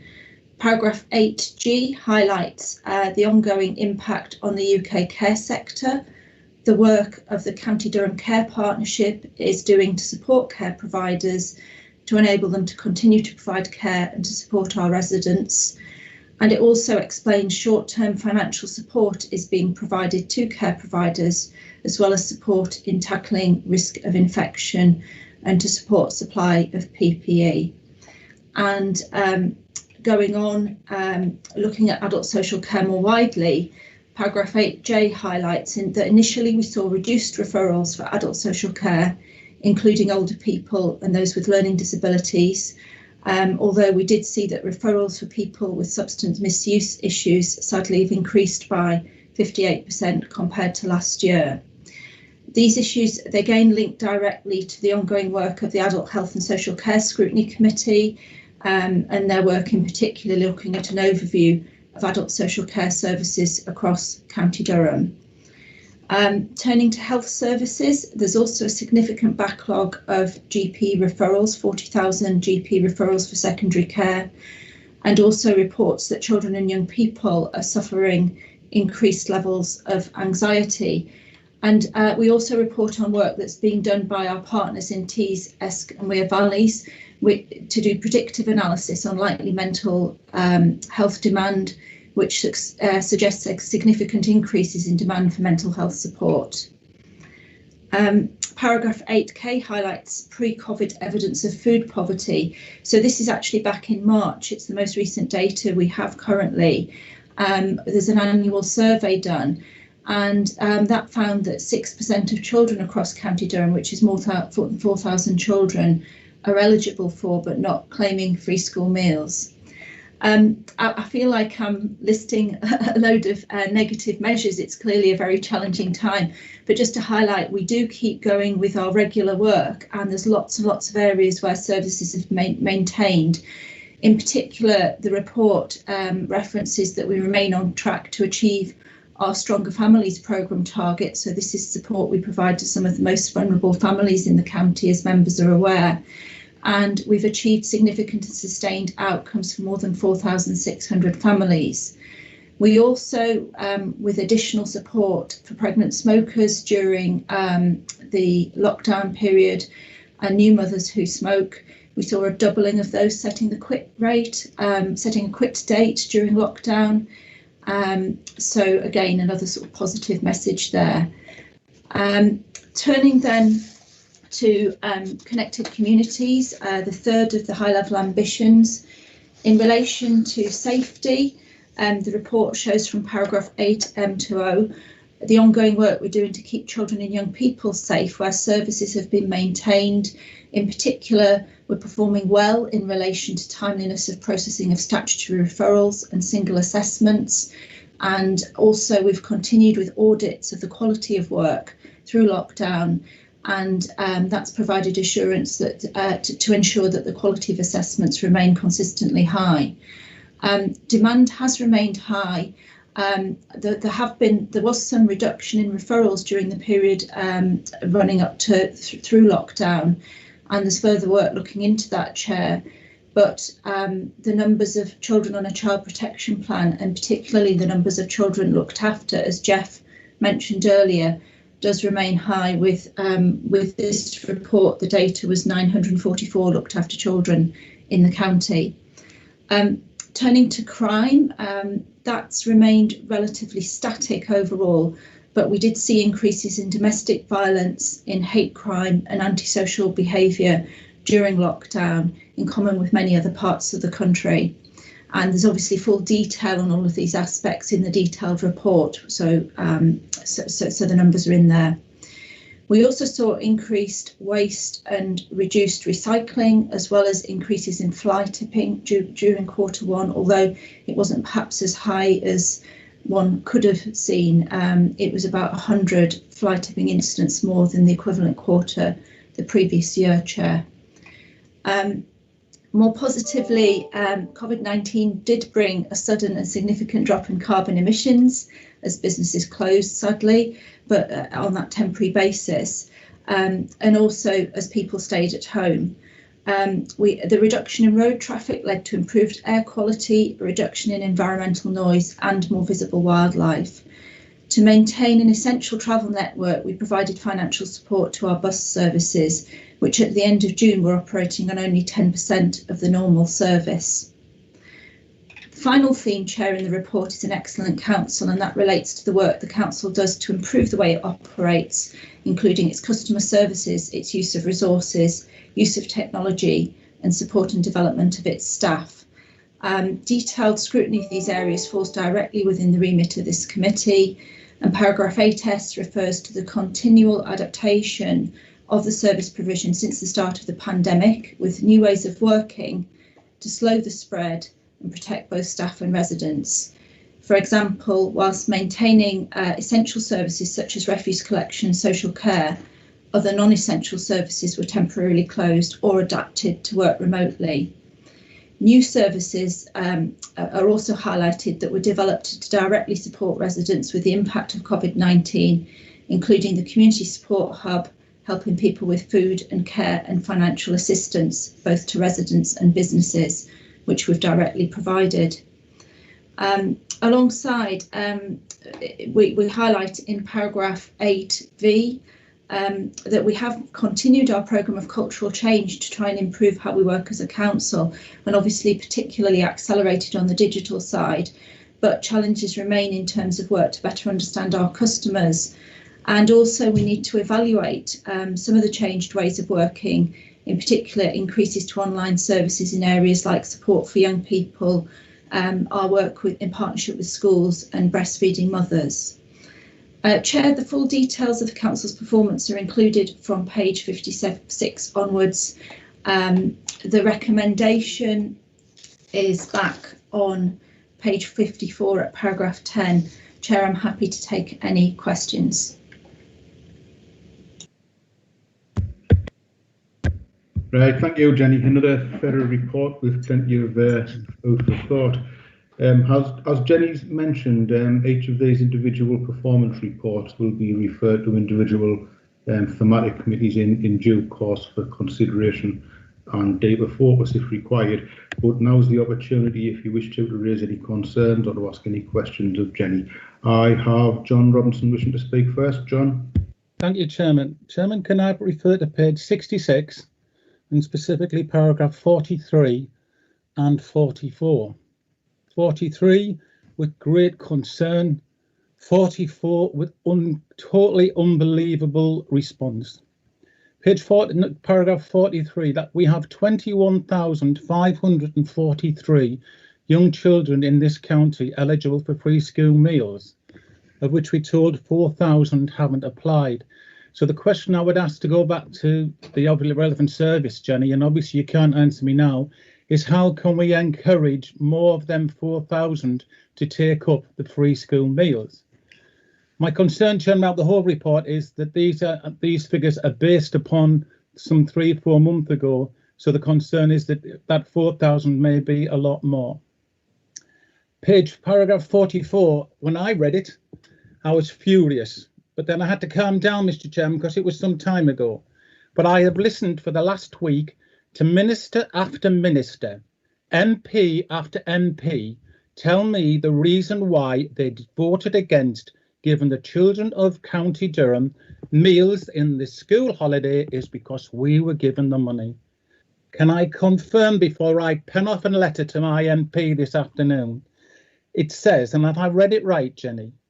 Unfortunately, we were unsuccessful in our bid to the Department of Education for funding for the holiday activity and food programme for 2020. If that is the case, why is my Member of Parliament telling me the government have given us the money? Thank you, Mr. Chairman. Thanks, John. I'm sure you speak for a lot of people across the county and for a lot of members of this management board as well.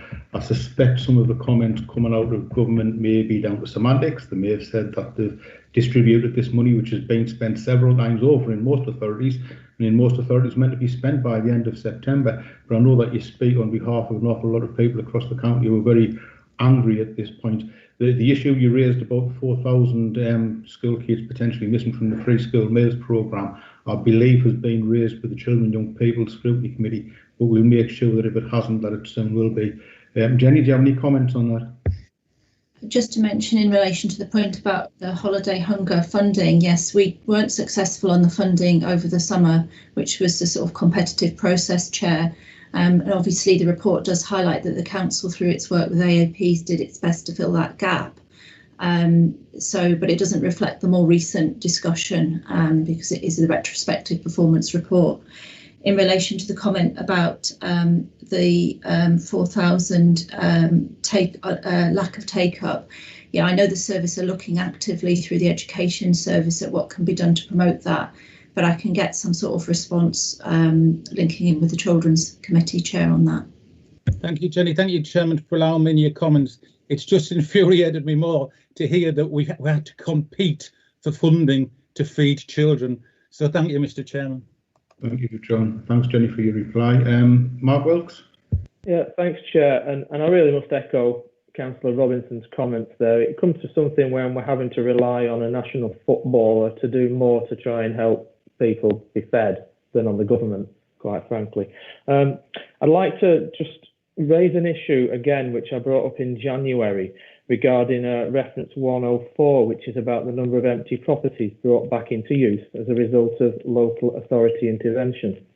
And most members will remember that one of the first ever opposition budget motions that was put forward, it was by myself, but supported by everybody, was to increase staffing in the empty homes department from 3 to 6, about 2.5–3 years ago.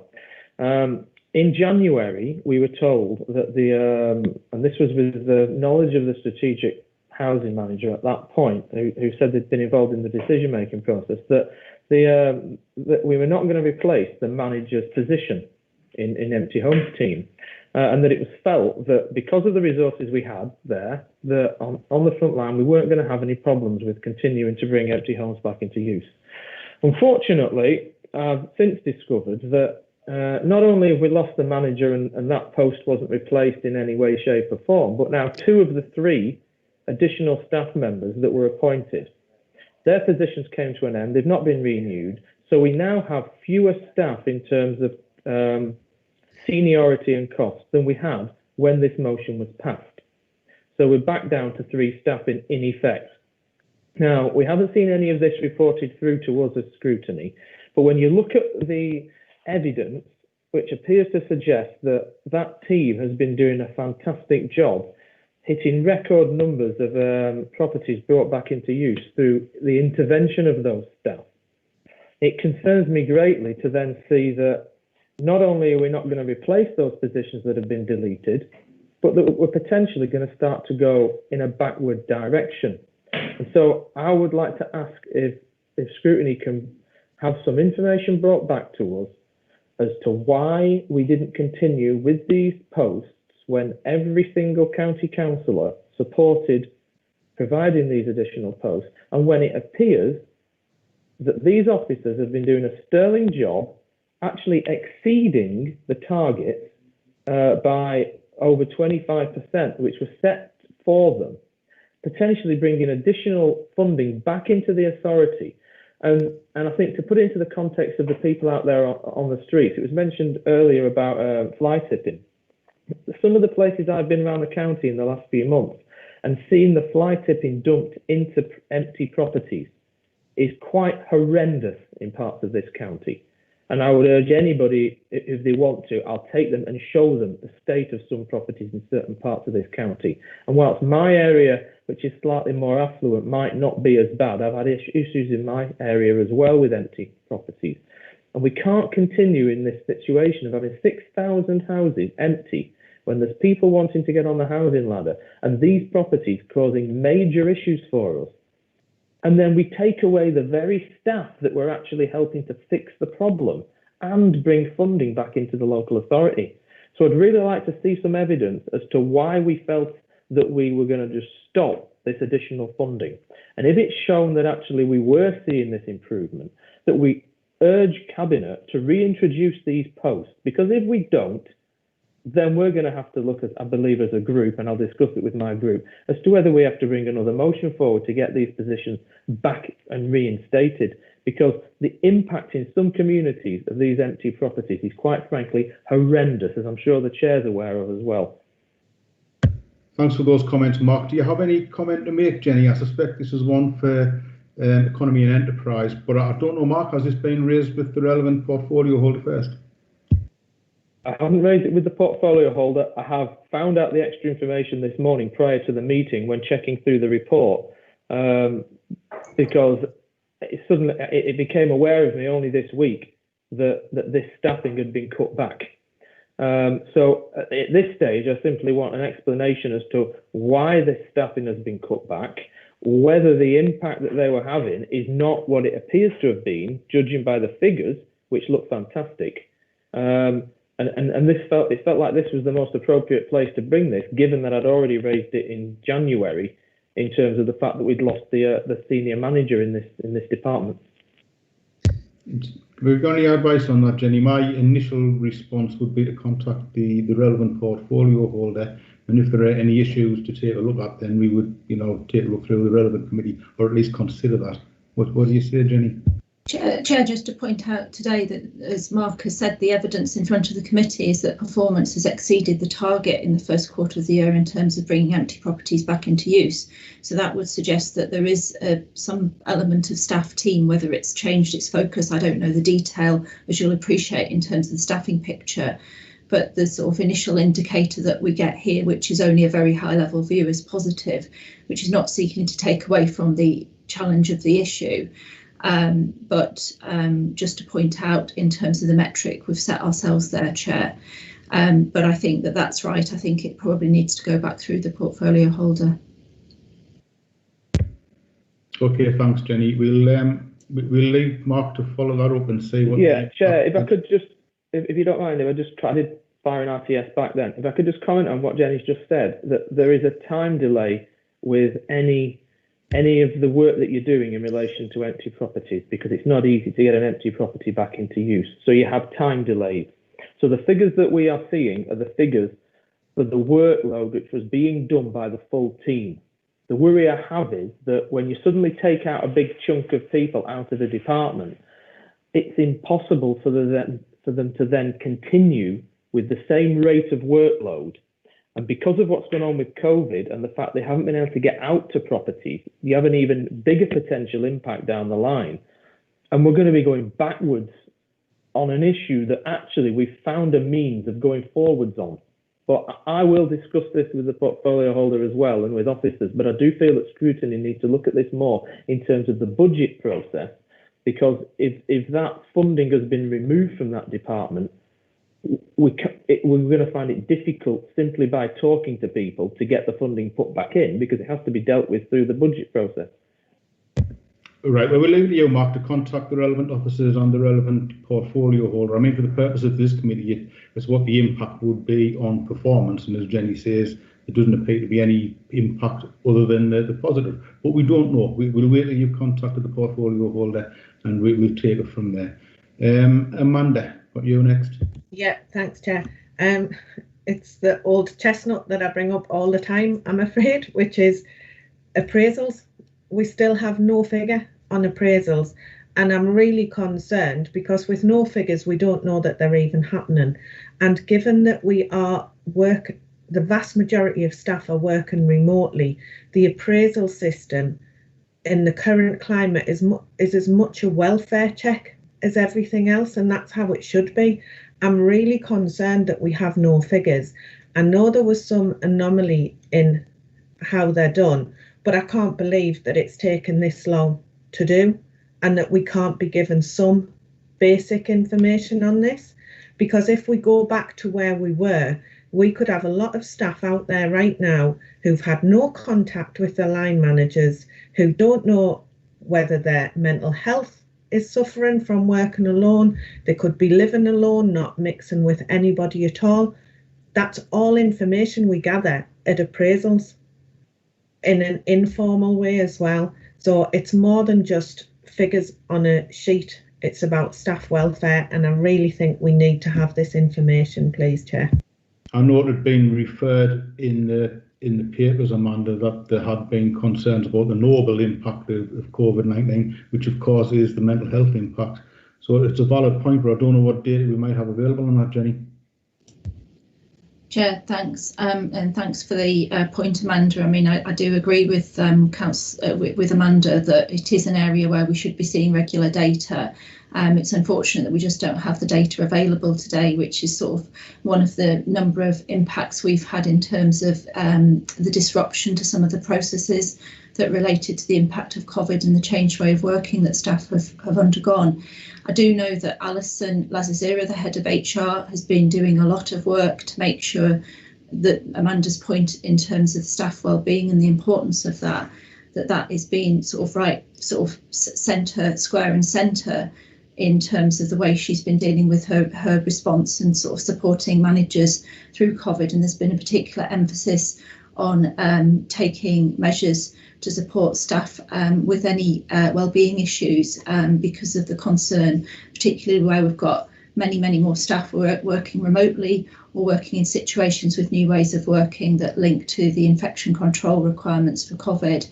But I'll have to, in terms of the detail of where we are with that appraisal process and when we might be able to get the data, Amanda, I don't have the answer for you today, so I'll have to take the point away and get your response as soon as I can on that.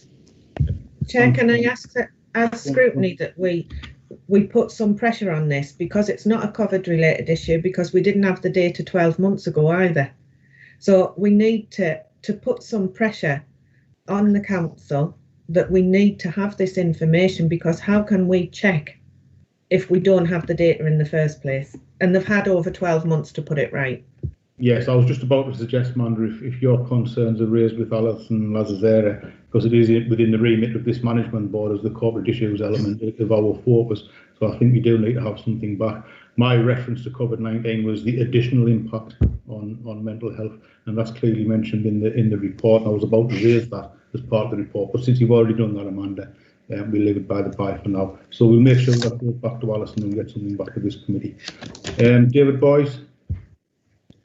Well, thanks, Chair. David Boyce, member for Easington, Chair of Safer Stronger Communities.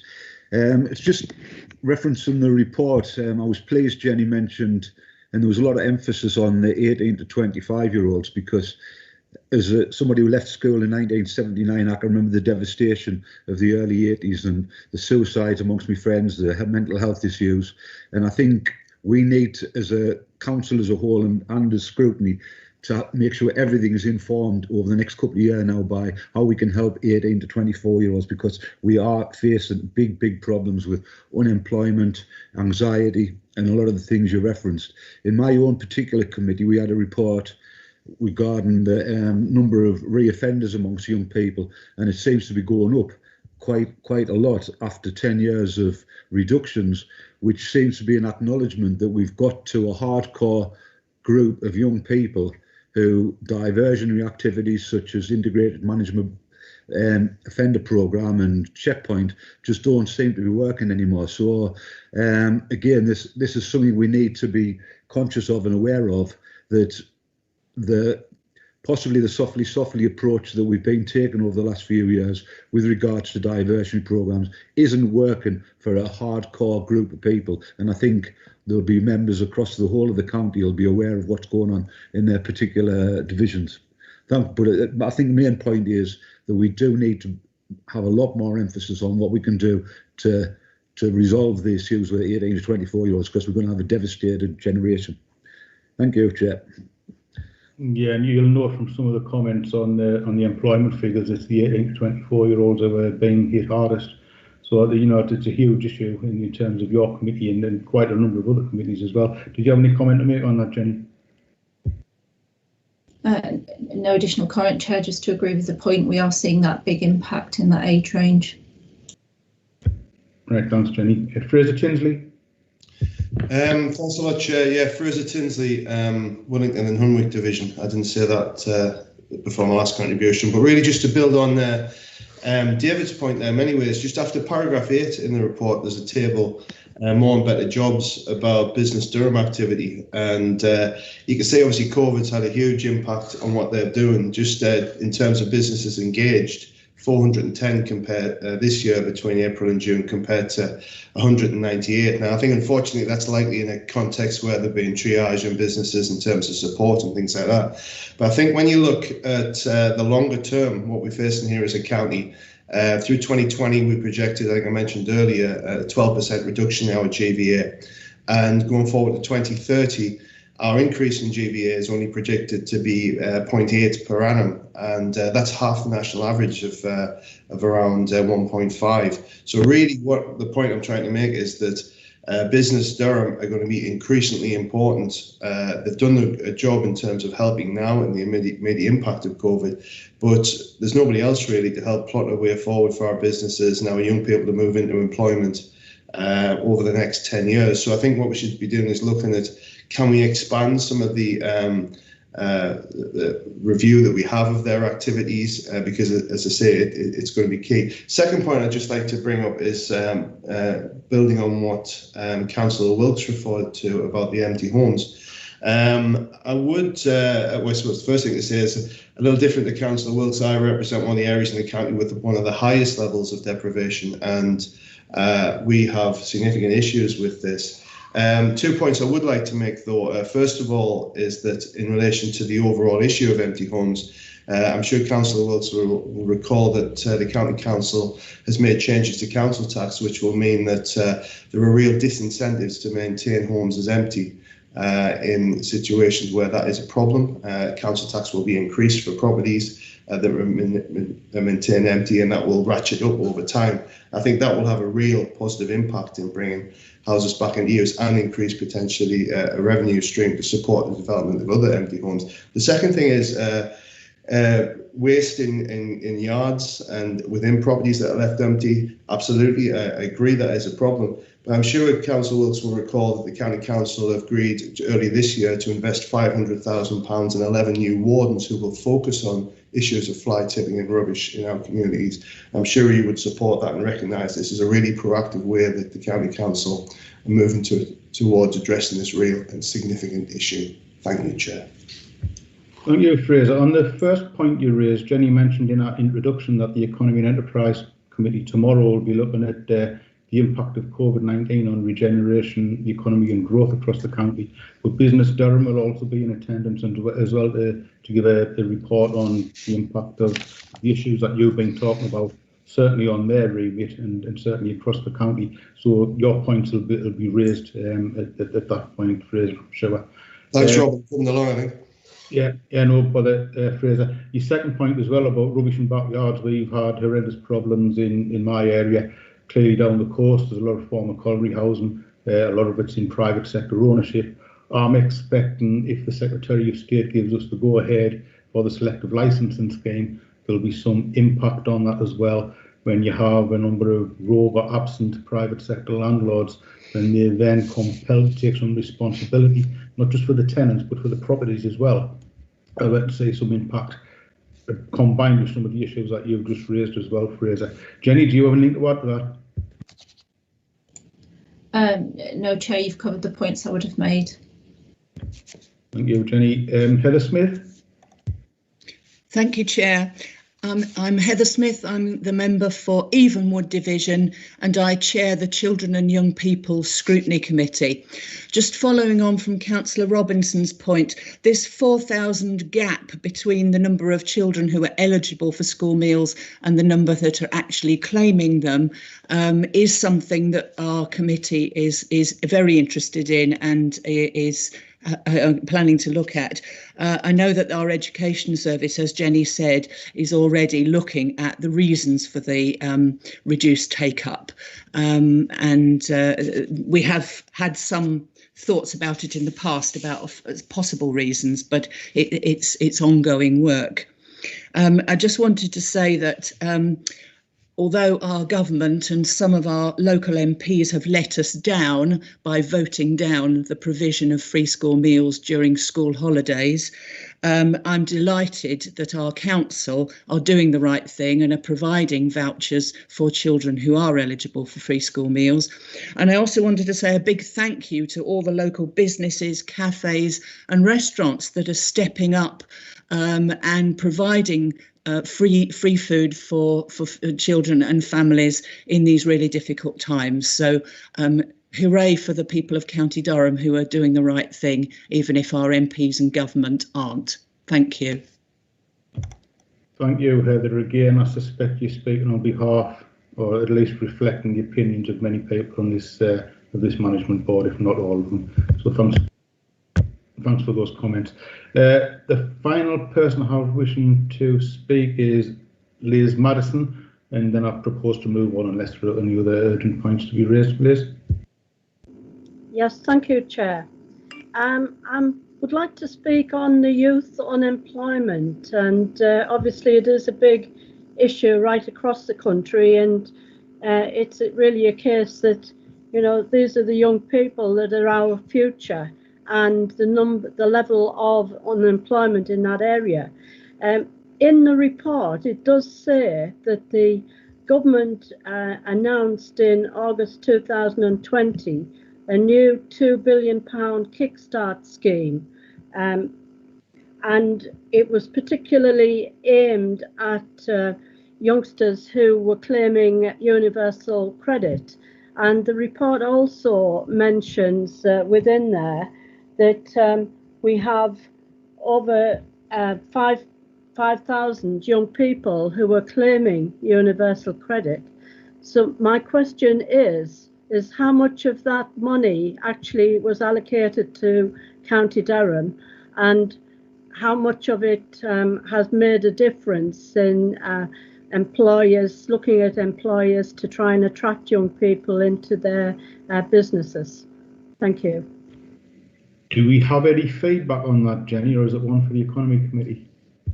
So I can give a little bit of feedback, Chair, which is that as soon as this was announced, officers in the council worked to look at how we could respond to that within the regeneration service and also in the children's services, and that the council is trying to facilitate by acting as a hub for applications for Kickstart to facilitate the use of the scheme is my understanding the position. So I don't think it's the case, but I'll go away and check this, that it's a certain amount allocated. I think it's the case that you basically have to sort of set yourself up to apply and run the scheme. And I can see Tom's nodding. He may be able to come in on that because he does more detailed work on that area of performance. Thanks, Jenny. Anything to add, Tom? Yeah, that's the case, Chair. That just the case that Jenny's outlined there. That it is a scheme whereby you apply to the government for that a share of that money and a grant from that £2 billion pot, and that Business Durham are acting as a facilitator and also to make young people aware of that scheme and what monies are available. Thanks, Tom. Liz, I've got another RTS. Do you come back on that one? Yes, thank you, Chair. It is just really to say, are we pushing the case now, you know, to advertise that this scheme is available and trying to encourage all of our businesses, which obviously will be struggling in the current climate, to try and bring young people in? Thank you. From Jenny's response, I believe that's the case, Liz. Is that correct, Jenny? Yes, I mean, certainly as soon as this came in, Chair, I can reassure that officers were absolutely setting out to do that. And I think there'll be another opportunity to ask any further question that members might wish raised at the Economy and Enterprise meeting tomorrow when Business Durham are in attendance, so they'd be able to sort of talk about the detail of their response. Right, thank you, Jenny. That takes us to the recommendation, which is that this management board considers the overall position and direction of travel in relation to Q1 performance, the impact of COVID-19 on performance and the actions being taken to address areas of underperformance, including the significant economic and wellbeing challenges caused by the pandemic. Are we happy to do that? Agreed. Okay, thank you, members, Agreed. and thank you, Jenny, and thanks to your team for bringing that report forward. As we said earlier, the relevant parts of that performance report will be passed over to the relevant scrutiny committees for consideration. That takes us to item 8 on the report on the agenda, which is Resources Quarter 1, June 2020 forecast of revenue and capital outturn. It's the report of the Corporate Director of Resources, and we have Ian Herbison to present the report. Over to you, Ian. Yes, thank you, Chair. Ian Herbison, I'm the Finance Manager for Regeneration and Resources. If I could take you to the executive summary in what has been a very challenging time, not just for ourselves as finance people, but for our budget holders as well. In the background of COVID, and rightly so, this has had an impact throughout the report. But I'm pleased to say that the Resources Service Grouping has shown a 960,000 underspend against a revised budget of 25 million. From the point of view of capital, we have a revised capital budget of 8 million, and total expenditure at the 30th of June was just over 1 million, about 14%. Don't be too concerned that the profile budget for the corresponding period was only 181,000, because that profiling issue has been addressed and being reported to the Member Officer Working Group.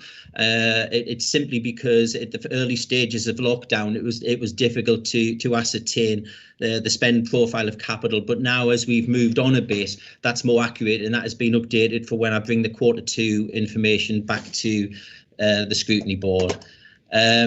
It's worth saving. I think Jeff Garford touched on it in his presentation. Clearly, it's been a very challenging time from the council, but the COVID impact is felt within this service grouping. And what you'll see there is that we have £3 million of COVID additional costs or lost income in resources alone, and they're detailed in paragraphs 13 to 15 in more detail. And again, as has been touched on previously, we've identified just over £300,000 of savings as a result of COVID. And again, they're detailed in those paragraphs. Don't want to touch on in too much detail. I'm happy to take questions at the end, but there are tables there that show the breakdown subjectively by the different types of expenditure. In effect, it's where the money is, what the money is spent on. And then there's another table which is broken down by head of service, which is more the objective where the money is actually spent. And because it's a back office service, if you like, it's most of the people in this area have been working remotely, but we now have established practices with each budget manager, and we have regular meetings, basically in the same format as this meeting today, and it worked really well. So it does mean that we still maintain close contact with the budget managers during what has been a very difficult time for everybody, monitoring and controlling the budgets. The next part of the report covers a more breakdown, quite a detailed breakdown of the variances within each head of service. And then, as I said before, in sections 12 onwards, or section 13 onwards, it is the result of the COVID impact on the resources service group. And so if you see in 14A there, we are predicting 639,000 of lost income in respect of the registrar service. And again, because we've had we aren't doing any recovery at the moment, or it's moved out to light touch, there's been a 928,000 shortfall in respect of court fees. And again, there's some other services there. What I would like to say, sorry, my next door neighbour's having work done at the minute, and you would just start now. Typical. I'll just to move on, it's worth saying that the additional COVID expenditure and lost income is actually being covered by the central government grant that Jeff touched on earmarked reserves, and we do have to submit monthly returns to Jeff, and it is monitored very closely. There's a bit more detail on the capital programme, and Appendix 2 actually has the detail. So I'll finish there, but I'm more than happy to take any questions from members. Thank you very much. Thanks, Ian. It sounds like you're reporting from Colditz. I knew that would happen. Sod's law, isn't it? The item is largely for information, but I note Mark Wilkes has a question. Mark. Thanks, Chair. Sorry if you hear any background noise here as well. It's just in terms of the savings. I mean, obviously it's welcome if there are savings in terms of the supplies and services, for example. Just a bit of a concern in terms of the employee savings, which look quite significant. And obviously I know that we have to make savings, but if we are not replacing people when they retire or where somebody's left the authority, that obviously puts pressure on to the remaining employees.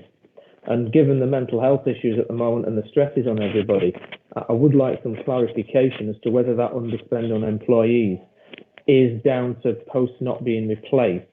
And indeed, what goes back to some of the comments from other members on previous reports today about the impact on people working from home. And if that puts up the pressure on those employees of having to do a greater workload, then down the line, we've got even bigger knock-on effects for our staff. And then the second thing I want to just comment on is it's very difficult in these reports because they're all overviews to see what's going on behind the scenes. But clearly, with everybody working from home, things like training are being done in different ways, possibly in some cases not being done at all because of the pressures of COVID. And I just wondered whether, it's not just for this department really, but whether we are managing to ensure that the ongoing training and personal development of staff is able to carry on as it would normally through online training and other means, because the last thing we want is for people to not be able to continue to improve themselves whilst they're working and to gain those extra skills that they need, especially at a time like this. Can you clarify any of those points? I don't know if you can come back on the development and training, Ian, but on the financial aspects. Yes, certainly. From the staff saving point of view, initially, where vacancies arose, it just took a little bit longer because of until we got the virtual recruitment up and running. So perhaps we had some posts vacant for a little longer. I guess it's inevitable that there might be the odd post that has been held to deliver a future MTFP saving, but we have actually managed to bring in additional staff to help out in the short term as well by for example, over-recruiting modern apprentices and covering posts where we know people are going to be leaving or retiring, because it takes a little bit longer to do a handover of duties when you're not actually sitting beside someone in the office. It's a little bit trickier, but the main reason the staffing is shown an underspend at the moment was down to an initial delay in recruiting 2 posts that were vacated. Training, it still is happening. I can talk specifically about finance training rather than the general personal development training. But in finance, what we found is a lot of the training providers are now, they've delivered online training courses. So rather than do some training in a classroom environment, they are now getting up and running. We have seen a delay. Some of the finance training packages delivered through SIPFA are starting again in earnest in January through a virtual classroom arrangement. But again, I would leave Alison to answer the wider questions around the training and development programme, the corporate training and development. Right, thank you, Ian. We're asked to note the forecast of outturn position. Are we happy to do that, members? Great. Right, thank you. That takes us to item 9 on the agenda, the overview and scrutiny annual report. It's the report of the Corporate Director of Resources. And again, we have Jenny to take us through the report. Jenny? Thanks, Chair.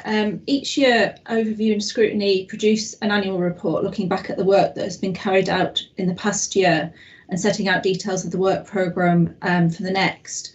And this year, because of COVID-19, the scrutiny work was paused, as we all know. And as a result, this report is later than in previous years. So in addition to reporting on the scrutiny work during 1920, the report is also including the first phase of virtual scrutiny meetings that that took place up to the summer recess.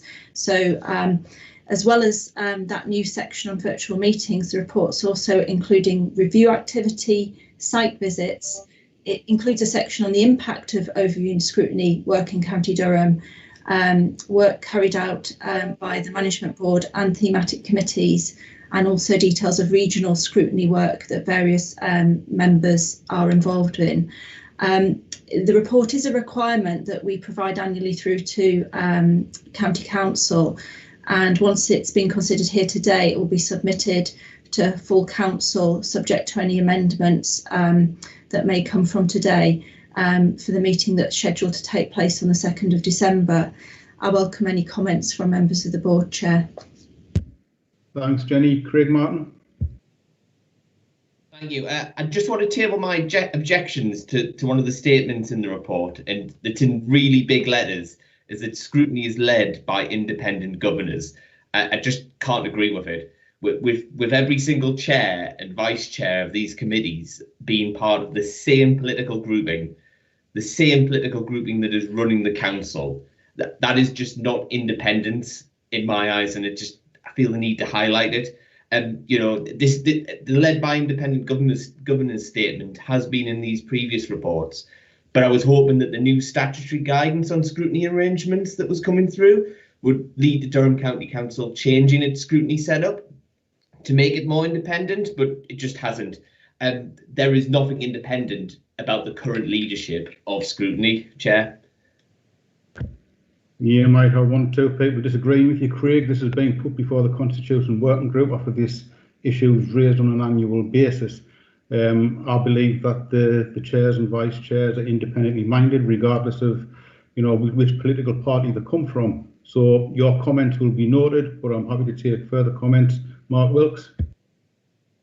Yeah, first of all, thank you to all the officers for pulling this together, and the chairs and vice chairs, whilst accepting Councillor Martin's comments. I have a more specific issue in terms of the work programme 2021, which is on page 17 of the report, and it's just in terms of the adult wellbeing and health part of it.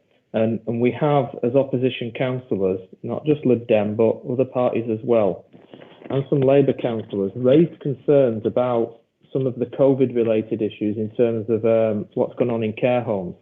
And we are yet to see anything on any of our agendas in respect of reviewing what's happened in terms of the way in which the council approached the issue of COVID and care homes. And there isn't anything in that work programme still to this date which is going to review that. And it concerns me, quite heavily concerns me, I have to say, that as we get into even worse situations now with COVID, we're still not seeing anything in any work programmes which is going to analyse something which needs to be done now. There's no point in turning around and saying to people, we haven't got time, we need to get on with this or that, because mistakes continue to be made, not just in County Durham, but across the country, to be fair, but mistakes continue to be made in relation to care homes, and we have not yet pulled together any kind of organisation, whether it be through council, cabinet, scrutiny, to look at what's gone on in care homes and to deal with it. And it really concerns me. And I really feel quite strongly that as an overview and scrutiny management board, we should be getting this review going now to look at this as a matter of urgency before it's too late and we start to see further problems within our care homes. I note that the Adults Wellbeing and Health Overview and Scrutiny Committee have agreed to look at adult social care. I believe that's on the agenda for the next meeting on the 9th of November, but I'm not absolutely certain on that. I'm not aware of any call from anyone for a review of care homes. I've been through the minutes of the Adults Wellbeing and Health Committee, been through the minutes of this management board, and I can't find any trail anywhere of any call for a review of care homes. I know it was alluded to in a question put to full council last week that Scrutiny had ignored a call for review. I'm not aware that one's ever been raised before, and the minutes would support that position. Jenny, I don't know if that's been an omission on the report, the reference to adult social care.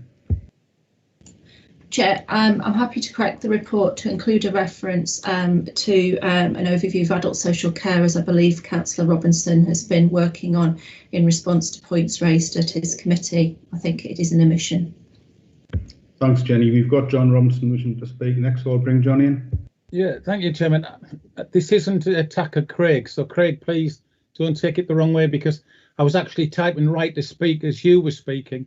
But I'll answer Mark first. Mark, 9th of November, we are looking at adult social care, and there is several major reports coming, and also looking at mental health. So hopefully that will be a good meeting. What I actually asked to speak for, Chairman, was about you. I would like to thank you very, very much for the way you've chaired scrutiny, the way you've allowed us as chairs of your subcommittees to run our committees without any interference, but other than to give us advice. I've been on scrutiny now for many, many years, and I find your leadership to be independent and extremely supportive of me. So thank you very much, Chairman. Well, thank you, John. But I would say that's reciprocated across all of the scrutiny committees as well, the chairs and vice chairs. As the report alludes, we have experienced chairs and vice chairs in all of those committees, and I think the members as well. You know, they always conduct themselves very well, and I think overview and scrutiny runs particularly well. It just won awards in the past the way it runs scrutiny, and I don't see a particular issue. But I thank you for your comments. But I think that refers not just to members, but to the scrutiny function as a whole, including all of the officers that we have that run an exemplary scrutiny function. Amanda. Yeah, thanks, Chair. I have, like John, I have no problems with how you chair it, and congratulations, but I do have to correct in that Councillor Temple did ask at the very start, when we had the first adult scrutiny, for something to be looked at care homes. This is not about a blame game, this is about learning. And if we learn after the second phase, then we've failed. We've had the first phase, we've never actually finished really, and we've gone straight into the second phase of the virus, and we need to learn. It's not a culture of blaming anyone for mistakes that's been made. This has been new to everyone, but if we can't look at this constructively and openly, then we're failing every resident in this county. So it has been asked for. Whether it's been minuted is another matter, but it was certainly asked for. And in response to what Councillor Martin said, I do agree with him. You've got the line to ensure scrutiny is carried out by independent-minded governors, which is fine. I totally accept that you could be independently minded, but in a big yellow flash it says to be led by independent governors. And I'm sorry, but it isn't independent. There's a big difference between independent-minded and independent governors. The same political group runs the cabinet and the executive, which is fine, and the majority, but they also run the scrutiny of the cabinet and the executive. So by missing out the minded bit, in the bit that everybody's going to see, is factually incorrect. Well, your comments will be noted, just as there were with Craig Martin's comments, Amanda. Mark, do you have any comments you wish to make? I'm not taking any more comments on care homes. Yeah, I don't think that anybody would state that any particular individual chair of any committee is or isn't up to the job. It's more about that perception in the public that the council is seen to be scrutinising itself in an open and transparent way. And for many people, because of the setup and the way that chairs and vice chairs are set up in our county, a lot of people don't see it that way. Of course, those who are a member of the lead group would have a different view for obvious reasons. I would say that we do all get the opportunity to speak on things, but I have to say that on the issue of care homes, had this council been in no overall control, and had there been scrutiny where there was no individual party in control, I am absolutely convinced that right now there would be a working group going on looking at the impact on care homes of COVID. And I do have to say this, and I don't like being, as the next person would say, I don't want to appear to be overly political given the seriousness of the situation we are in at the moment, but I really do have to say that if this council was not in any overall control, there would be a scrutiny review going on of care homes, and we would be looking at what mistakes were made, and we would be looking at how to fix them. And I have to say, I'm sorry to say, Chair, but because this is a council in the control of one political party, at the moment, that is not happening, and that is the reason. Care homes isn't a matter for this item, Mark. We've had it mentioned 5 or 6 times already. It's been discussed in other committees. It's been agreed that a review into adult social care will be carried out by the Adults Wellbeing and Health. The look through the minutes will confirm that. So those comments may be yours, they may be Amanda's, they may be Craig Martin's. That's entirely up to you. You have a position. You have feelings about the lead group. We have feelings about the opposition group as well. That's politics for you. You know, the majority party has the right to run things the way they wish to run things. And we come across this issue every time. We have a report here. It's one of the best reports that we have. And looking at the scrutiny functions as well across the region and across the country, and every time we get into a debate about chairs and vice chairs, it's been through the Constitution working group, it's been put to bed, and we shouldn't be having this debate time after time after time. Now, we've been asked to comment, we've done that. Can we agree the report? Agreed, Chairman. Agreed. Right. Agreed. Thank you, everyone. That takes us to item 10, notice of key decisions. Jenny? Thank you, Chair. This is the regular report covering those decisions that are scheduled to be considered by Cabinet from the 18th of November 2020. New to the plan is MTFP 11, outcome of fair funding review. However, we've already talked earlier on this item to say that item in December probably won't come forward because the fair funding review has been delayed, Chair. MTFP, also new to the plan, is MTFP 11, details of the provisional financial settlement.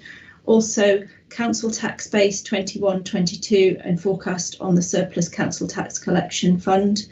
And finally, local council tax reduction scheme 21-22 and council tax COVID-19 hardship fund payments. The report is for members to note, Chair. Thank you, Jenny. Can we note that information? Right, Noted. thank you. That brings us to item 11, any other business. I haven't been informed of any other business, so that brings the meeting to a conclusion. So thank you, everyone, for your attendance this morning, and thanks for your contribution.